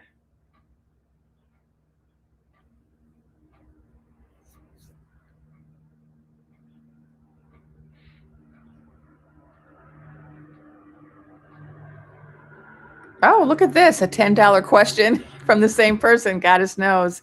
I'm producing a retreat. Would love to know how to get you there. Oh, you just got to email me. Just go to my website, or I could put it here. I have started to do some more speaking engagements. I had taken a break from those because I was doing so much of this online. I was, online every day speaking. So I wasn't really doing the speaking engagements, but I'm doing those again. So you're going to see me on some podcasts, and I'm traveling to give talks different places.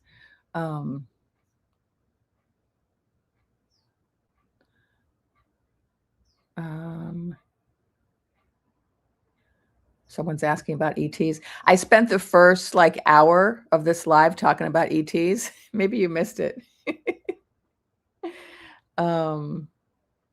Did you miss it, or are you asking a different question?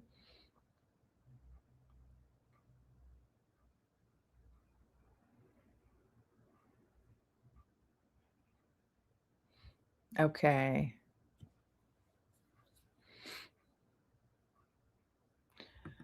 This one says, remember to leave therapy to the therapist. I can't tell you how many times my clients have been harmed by teachers or others who thought they could provide mental health care.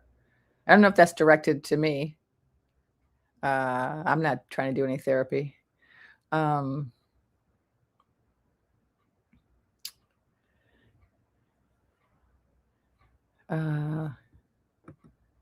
it's good advice that we should all stay within our scope of practice. All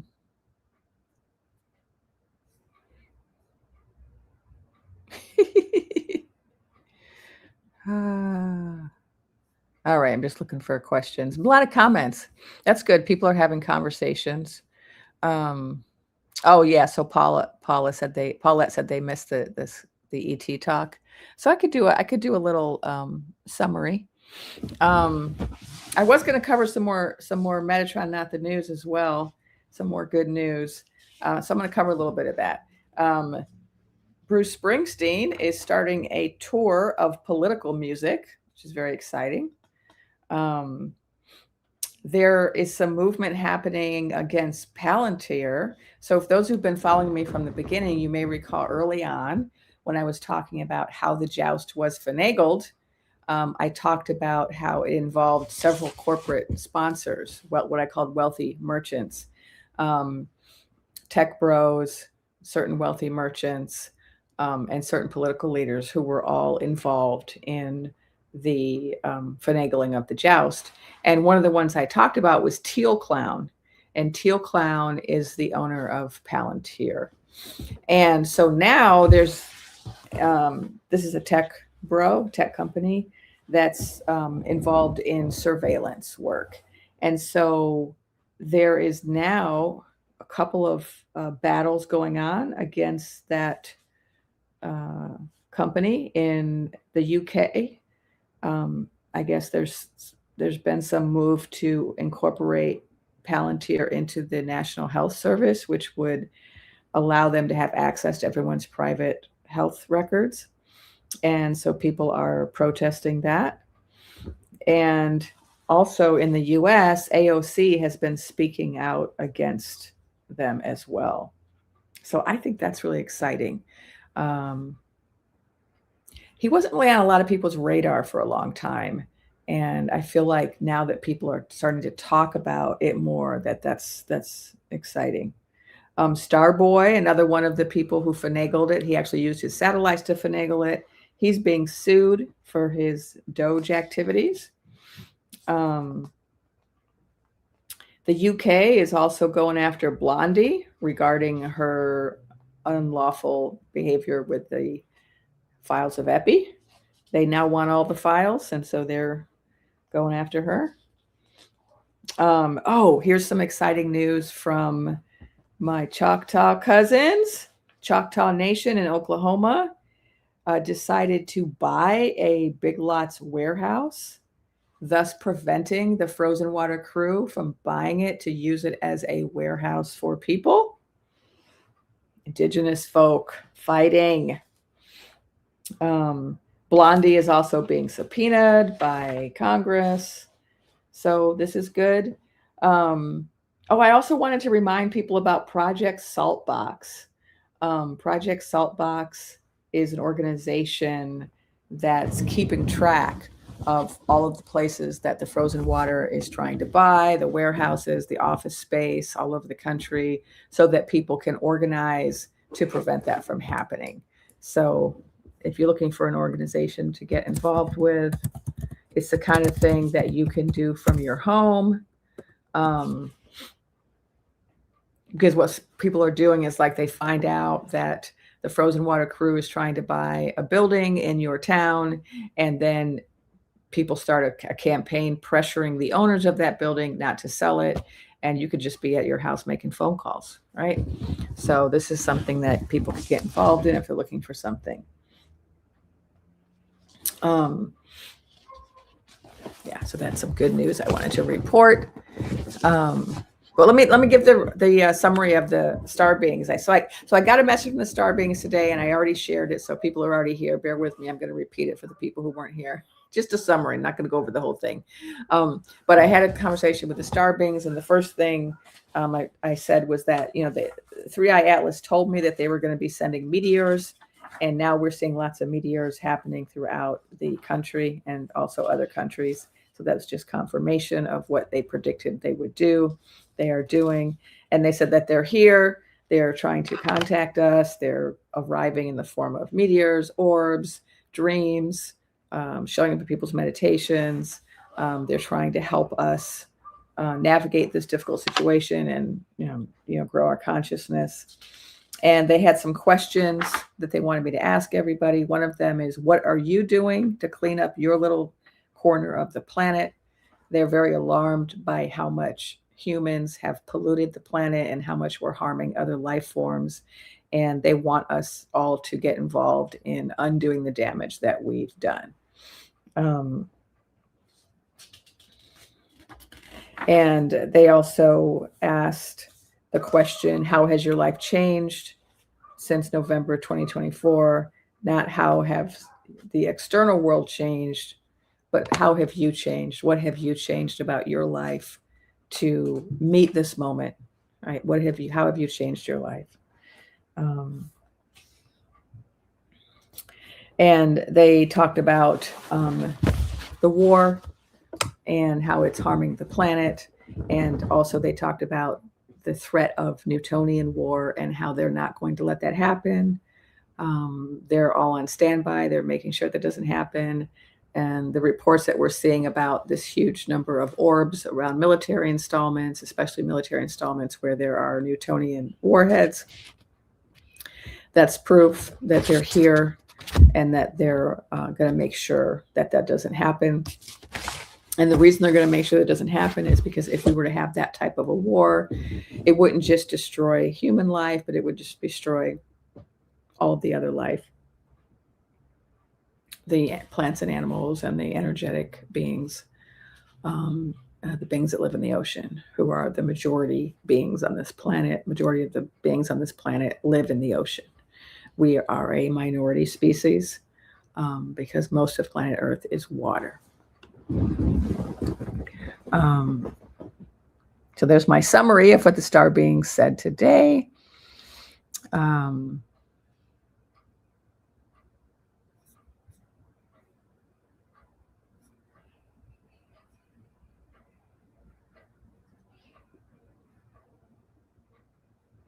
Someone's talking about a chime or alert. I have no alerts on my side. I did have an alert occasionally going off when I got a text, but I turned that off. So I don't know what that is. It's a mystery. Yeah, Choctaw Nation. Yeah, Project Saltbox is that organization I was talking about. All right, any more questions? We're getting at 1:40, getting close to 2 hours. So I'm just checking for questions.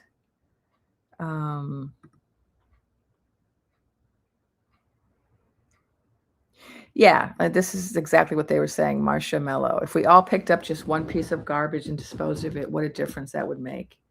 I remember when I was a little kid, they had that campaign. I was in Chicago. Give a hoot, don't pollute. And it was a big campaign to get people to be more aware of pollution. And as little kids, we started walking around picking up trash. I remember my mother was horrified because, who wants their little kid picking up trash, right? You don't want your kid picking up trash with their bare hands. But we were taught that. And course, now, as an adult, you can go buy some gloves. You can go get those gloves you have from COVID that you still have. We all stocked up on. Get those gloves and go pick up some trash, or just get a baggie from the kitchen.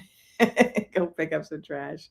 Um, yeah, we can all. That's what the star being said. If everyone just did something in their little corner of the world.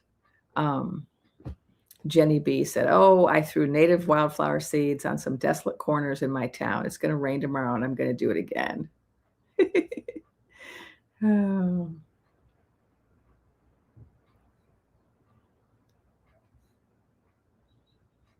Yeah, we have someone say, "Oh, I get so mad at people who litter." There didn't used to be litter laws, and there's litter laws. That was a movement, right? That's something that we accomplished, that environmentalists accomplished, is to get litter laws passed, and to also just change people's mindset about litter. Oh yeah, I also heard about Bette Midler releasing the Woody Guthrie song that she rewrote for our times. Yeah, finally, right? That's another question I had. Like people have with the Gen Z, like, when are the celebrities going to get involved more? Some of them are, but I keep wanting more, right? Slowly. Um, Slowly people are getting involved, right? Um,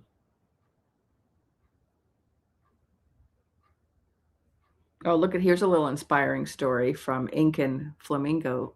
No, Incan Flame Insights. My 17-year-old son brings home trash he sees around his school, and we wash it and recycle it. That's awesome.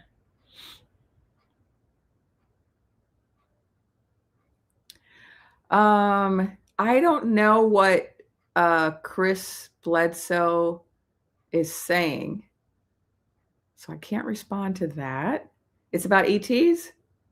I mean, a lot of us are getting the same things. I saw in the chat that someone said that Bashir was saying the same thing that I was saying. So I don't know what Bashir has said recently, but a lot of us do get the same stuff. Those of us who are speaking to, and we should, right? In general, I mean, we're not all talking to the same people, so it depends on which star beings you're speaking to. They have different agendas, right? Like there are some star beings that I work with who their real focus is like anti-war, like stopping the violence, and then there are others who are really concerned about, the planet Earth and the environment and how we're hurting it. They have different lessons for us depending on who you're talking to. And there are some whose whole focus is helping us to evolve our consciousness. Um, so, and it really depends on your purpose, right? Well, what your purpose is going to align you with different types of spiritual teachers, right? Whether they're star beings or ancestors or angels or whoever your spirit teachers are, the spirit teachers that you work with are going to align with your purpose. What did you come here to do, right? What did you come here to teach or learn or be a part of?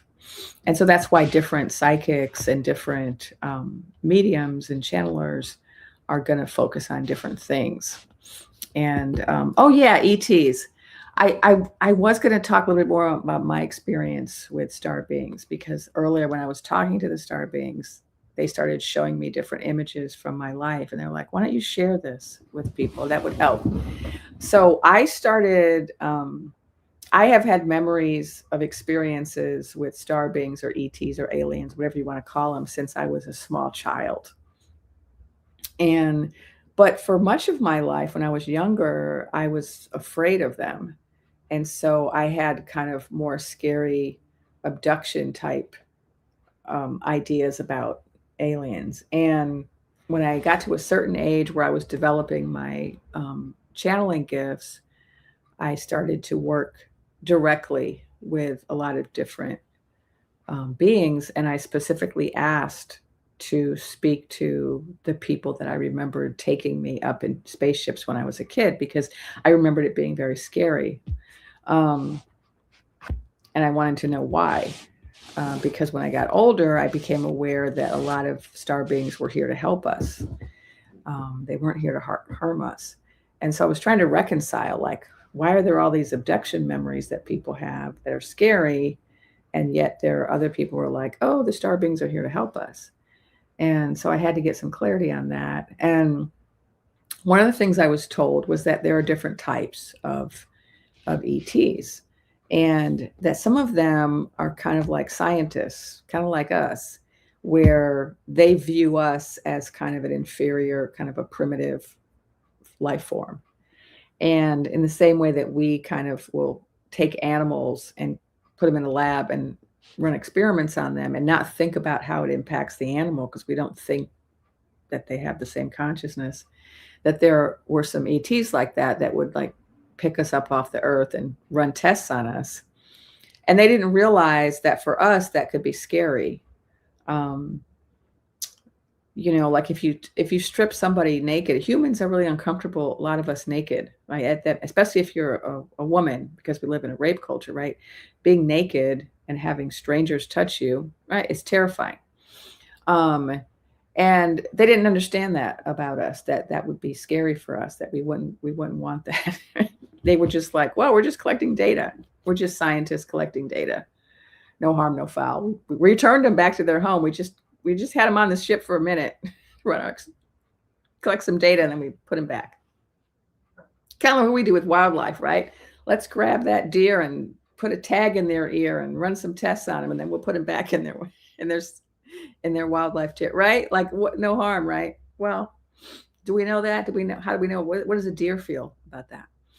And so that was how it was explained to me, that sometimes that was happening, where they were just kind of scientists, ETs, just kind of collecting data on humanity. They found us fascinating, but we remembered it as a scary, invasive experience.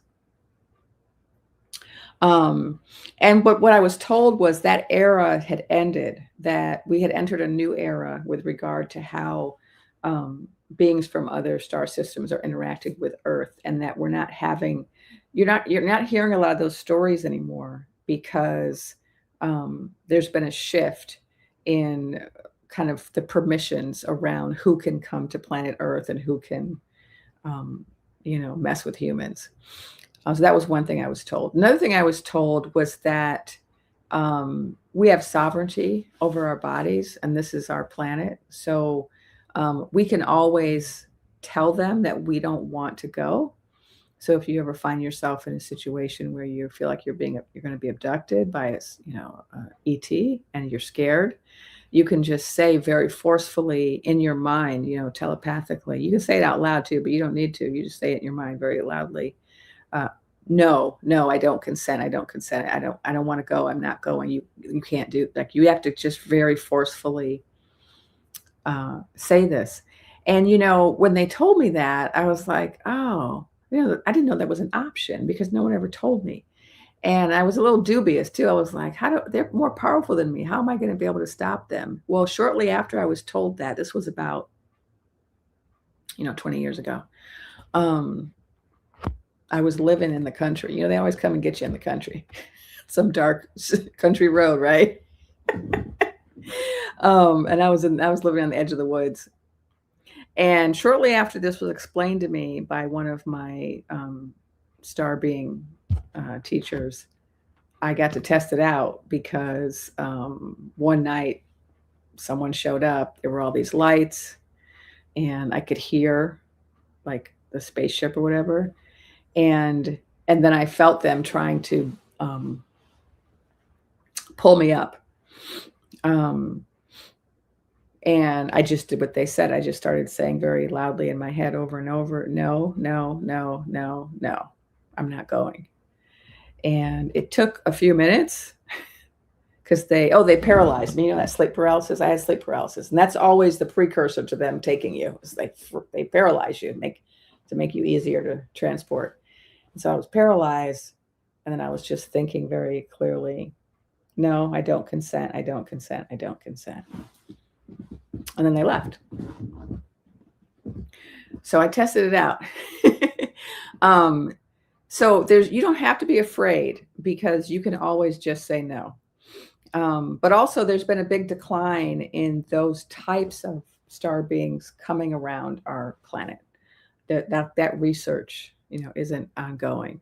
Right? There was a period of time when that was kind of an an ongoing thing. This is why there were so many reports.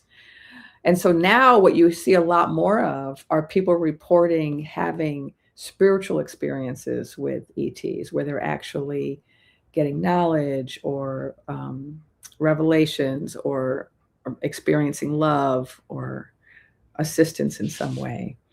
And those are the beings that I work with now. I have a group that has been with me, working with me my whole life.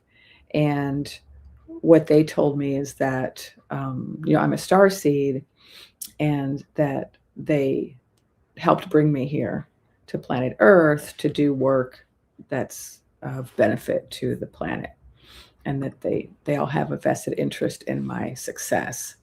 And there are a lot of star seeds on the planet. And so a star seed is a person who has origins in another star system, whether it's spiritual origins, like you have a past life from another planet, or it can be actual physical origins, like you may be a hybrid, like genetically you're a mixture.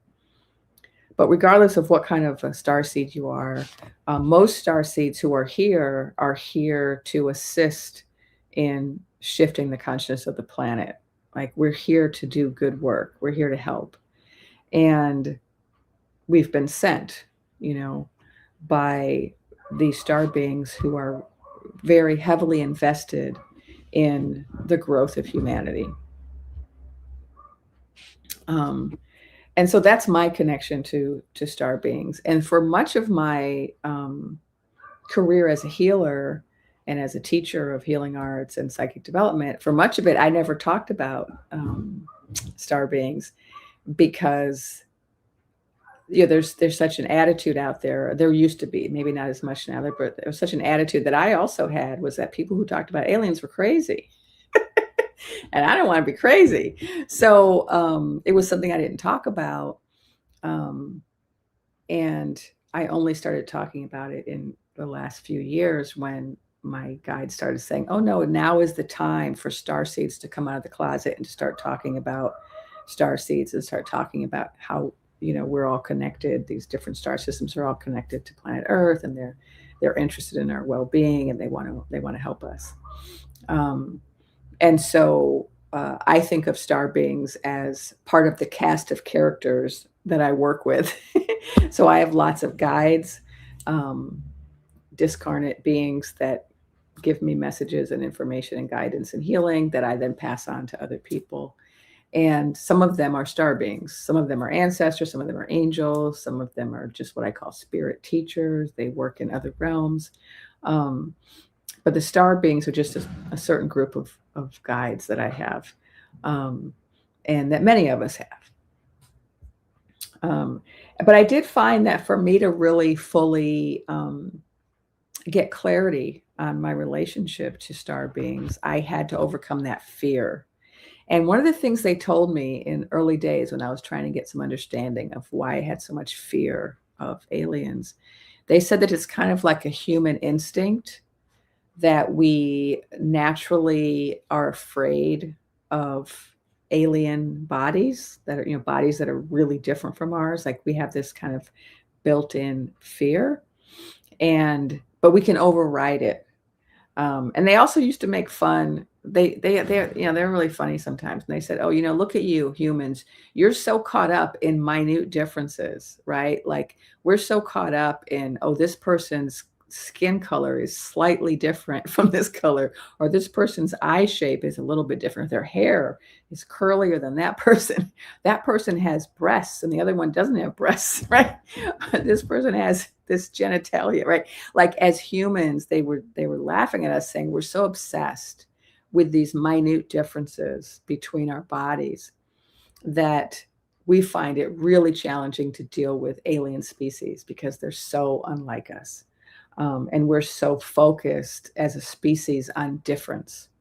And that's something that we're working on, right? We're trying to get past this preoccupation with difference so that we can move to unity. But it's a challenge for us because we've spent, thousands of years now fighting with each other over these minute differences between our bodies.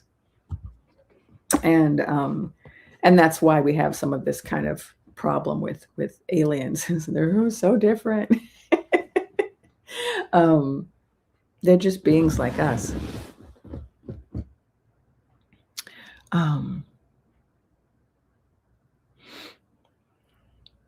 Okay. Oh, here's the maybe this will be my last question because we're at 2 hours. Yeah, 634 people here. All right, Cam Michelle, I saw someone was responding to this. Have you heard of all the recent disappearances of quite a few people who are all involved in studying ETs and top secret military projects? I have. I probably haven't heard of all of them. I heard of a couple, and I haven't really gone down that rabbit hole to see what people are saying. But what I saw someone say was, oh, it's interesting that in one of his many efforts to distract us from the files of Epi, Head Clown said, oh, I'm going to release all the UFO files. And it was right after he said that people started disappearing. And there was also, I saw someone mention that somebody, I think, who was associated with the military or the federal government, one of the agencies that was, studying UFOs, that they said, oh, we can't release this information because if we do, people will stop believing in religion. And that's true. People will stop believing in a lot of things once disclosure happens, because we believe in a lot of illusions here on planet Earth. There's a lot of kind of constructs we've created, and they won't hold up once we encounter a higher level species from another place that is able to expand our horizons, right? But what we should pay attention to is, knowledge is the enemy of fascism. And so anything that's going to give us an expanded perspective or a greater understanding of the nature of reality, of our purpose, of the planet, an authoritarian regime is going to try to prevent that from coming out, because you can't control people who have expanded consciousness, right? And so, yeah, it's even though their head clown was spouting off at the mouth because he's just trying to distract us, the people who are actually running things were like, oh, no, we can't let that happen because knowledge is power, and we don't want them to have that knowledge. Religion, organized religion that exists currently, the main organized religions have been set up to control people. And that doesn't mean there aren't spiritual truths that can be found within religion. It just means that politically they've been set up to control people. And so, like the messages of the sages, like Jesus or the Buddha or Moses, or right, these different Rasulullah, Muhammad, right?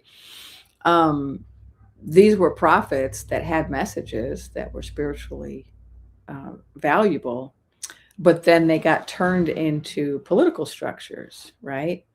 And that's why we have, for example, all the major religions tend to engage in sexist oppression, right? So women are second-class citizens in all of the organized religions, right? That's because it's a political project. It's not just a spiritual project. And so if you get rid of religion, that's going to undermine certain structures, right? And so, yeah, there's a real fear around that from the people who want to control people. It's like, oh, we need those structures in place, right? We need those structures to tell people how to behave. And yeah, those structures are not going to withstand disclosure. A lot of things aren't going to withstand disclosure. Our political structures are not going to withstand. None of our political structures are going to withstand disclosure, not just the religious structures, but none of our government structures will not withstand disclosure. And so, yeah, governments, that's why governments around the world are all in agreement that they must keep all information about ETs hidden. They don't agree on anything else, but they all agree on that. Isn't that interesting? You got to ask yourself why. Why is there not one government on this planet that's disclosing ET phenomena? Why do they all have like agencies or structures in their government to keep that information quiet and to spread misinformation about how, although that was a weather balloon, whatever story is being told? Why is that? Why are they all in agreement? It's because it's going to change everything.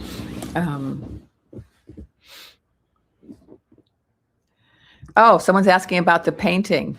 Yeah, so I've done a whole video on this painting, and I also often put his name in my videos. Rabbit Strickland is the painter who painted this. He painted it in my apartment back in the 90s and gifted it to me. And he's an Ojibwe artist. And please go and find him and support him.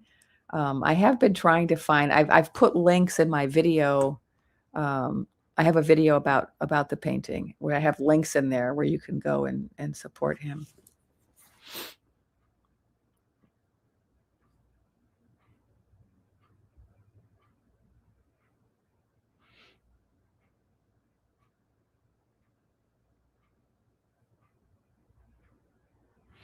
Okay. Yeah, I agree with Manwich 60. Disclosure will reveal the truth of how we came to be and also the power of the divine feminine. Yeah, there's a lot of structures in place right now which will be revealed. They're being revealed now, right? We're in a period of revelation right now. That's what the files of Epi are about. That's what a lot of what's happening right now is about, is us all finding out what's really going on in the world, what the true nature of the world is, how things really operate, how political structures work, how the economy works. This is what's happening. I talked about this in an earlier video. I didn't talk about it tonight. I'll just talk about it real briefly. What's happening right now is we're entering that phase of revelation around oil and the world economy that we needed to have some understanding of. So right now, the reason that Persia is winning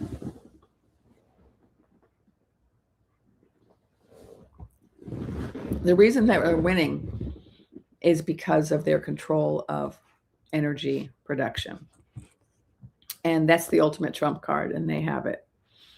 So they're controlling the movement of ships through the Strait of Hormuz. That's controlling the movement of oil throughout the world.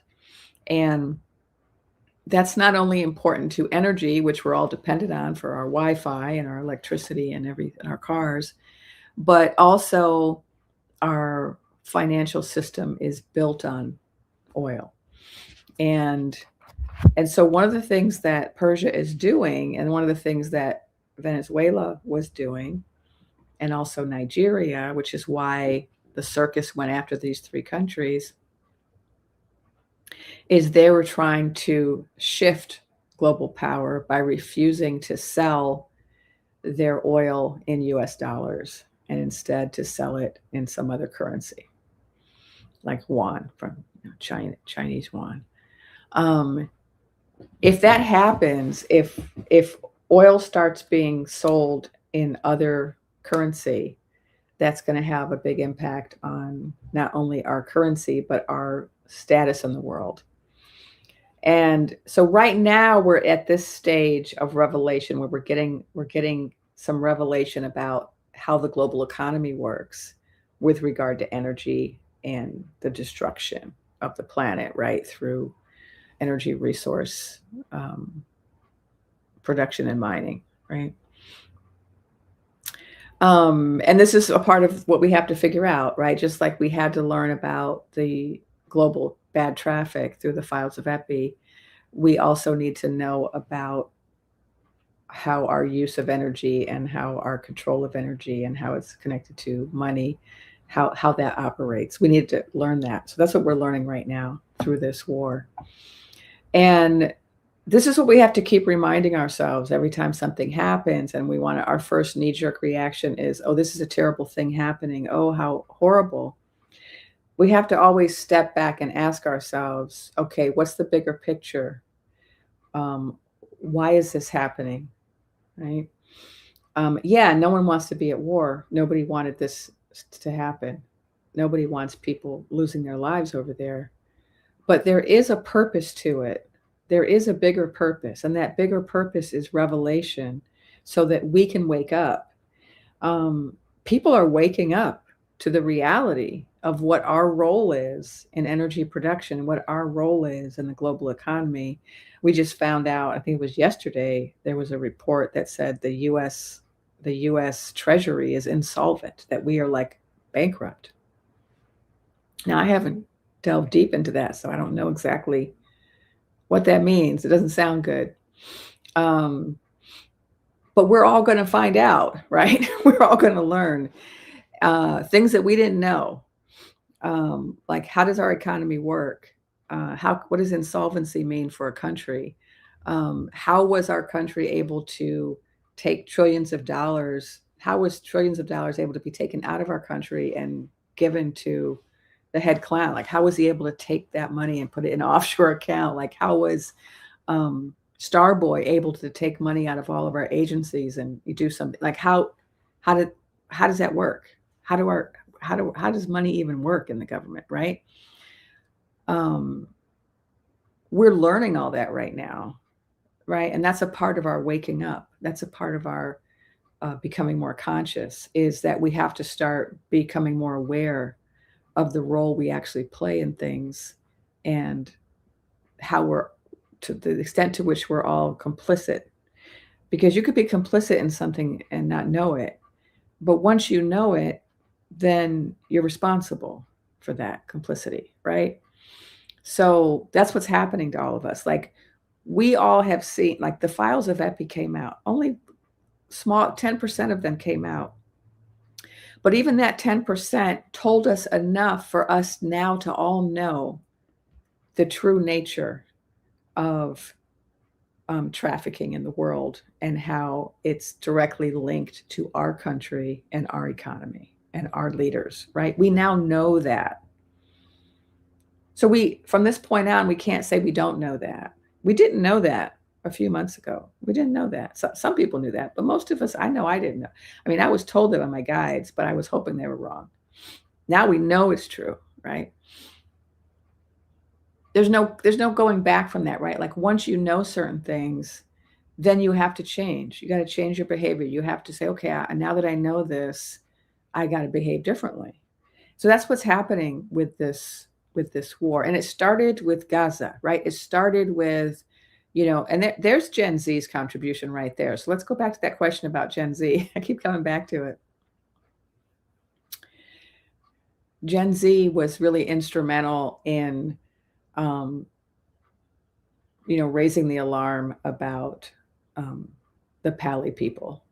Got to use code words, This video is for entertainment purposes only. They were really instrumental in pushing that issue. I mean, many of us were fighting for that for decades. I was fighting for that in the 80s, the free Pali movement I was a part of from the 80s. But we were a minority. It became a majority position in the last couple of years. It's now a majority position in the United States to be for the freedom of those people and the cessation of the attack on them by the is not real. That's now the majority position. And that's largely due to Gen Z, right? That was the beginning of people waking up to our role in certain global power, right? Because we became aware that we were entirely funding that whole project. And now there's a lot more awareness of, like, the Packy Pack, 8 Packy Packs, and how our Congress are all being paid by the same pack, right? Related to that situation. And so that's a revelation, right? That's an awareness we now have that changes things. And what's going on in Persia now is a continuation of that revelation. What is West Asian politics and have to do with us? How are we a part of that? What's our role over there? What are we implicated in? What are we responsible for? And now that we know, what are we going to do different? Right? That's the opportunity we're being presented with this revelation is we get to now know what's really happening so that we can now choose differently. And so as awful as it is that we are currently in a war, this bigger picture is a good thing. The bigger picture is that we are learning and growing, and the truth is being told to us, and we are now in a position to bring about a different world, right? That's the position we're in now. So thank you everyone for coming. I want to, I'm going to say just a couple more things. First, I always forget promotion, buy me a coffee. Oh, I want to tell a story. I want to tell a story about a coffee before I leave. I was at a coffee shop yesterday working on my book, and I'm in line to get my coffee. And I was being kind of difficult because I didn't have soy milk, and I really like soy milk, and some cafes don't have it. So I was like, you don't have soy milk? Anyway, there was someone behind me who said, hey, can I buy your coffee? And I'm like, okay, sure. Thank you. And it turns out that it was somebody who, has read my book, The Ethical Psychic, and teaches it in their classes. And they said they just wanted to thank me by buying me a coffee. And I thought, oh, how wonderful, because I get these coffees online, right? You guys make these buy me a coffee donations. And it was nice to have someone, buy me a coffee in real life. So thank you to everyone who buys me coffee. Thank you to everyone who sends me gifts and joins as a member. If you're a member or a Patreon member, I appreciate you. And those of you who show up and just listen and comment, I really appreciate you being here and being a part of this community and just helping all of us navigate this situation by coming together. So thank you so much. Appreciate all of you. And before I go, I just wanted to say,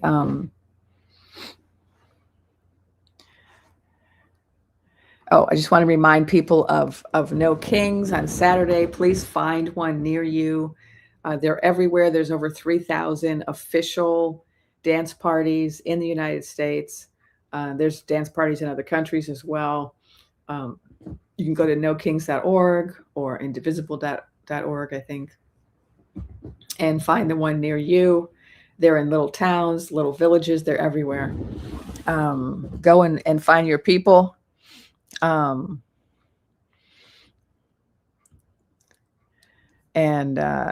let's go dance. I'll be out there at my little medic tent on Saturday. So I'll see you all there. And just remember, you chose to incarnate at this time so that you could participate in this great change that's happening. This was a choice. So do whatever it is you came to do. And whatever it is you came to do is the exact perfect thing that you should be doing right now. Whatever it is you came to do. And then other people will see you doing your thing. They'll be inspired. And maybe they'll wake up just watching you. All right. Thank you all for coming. And I'll see you next time.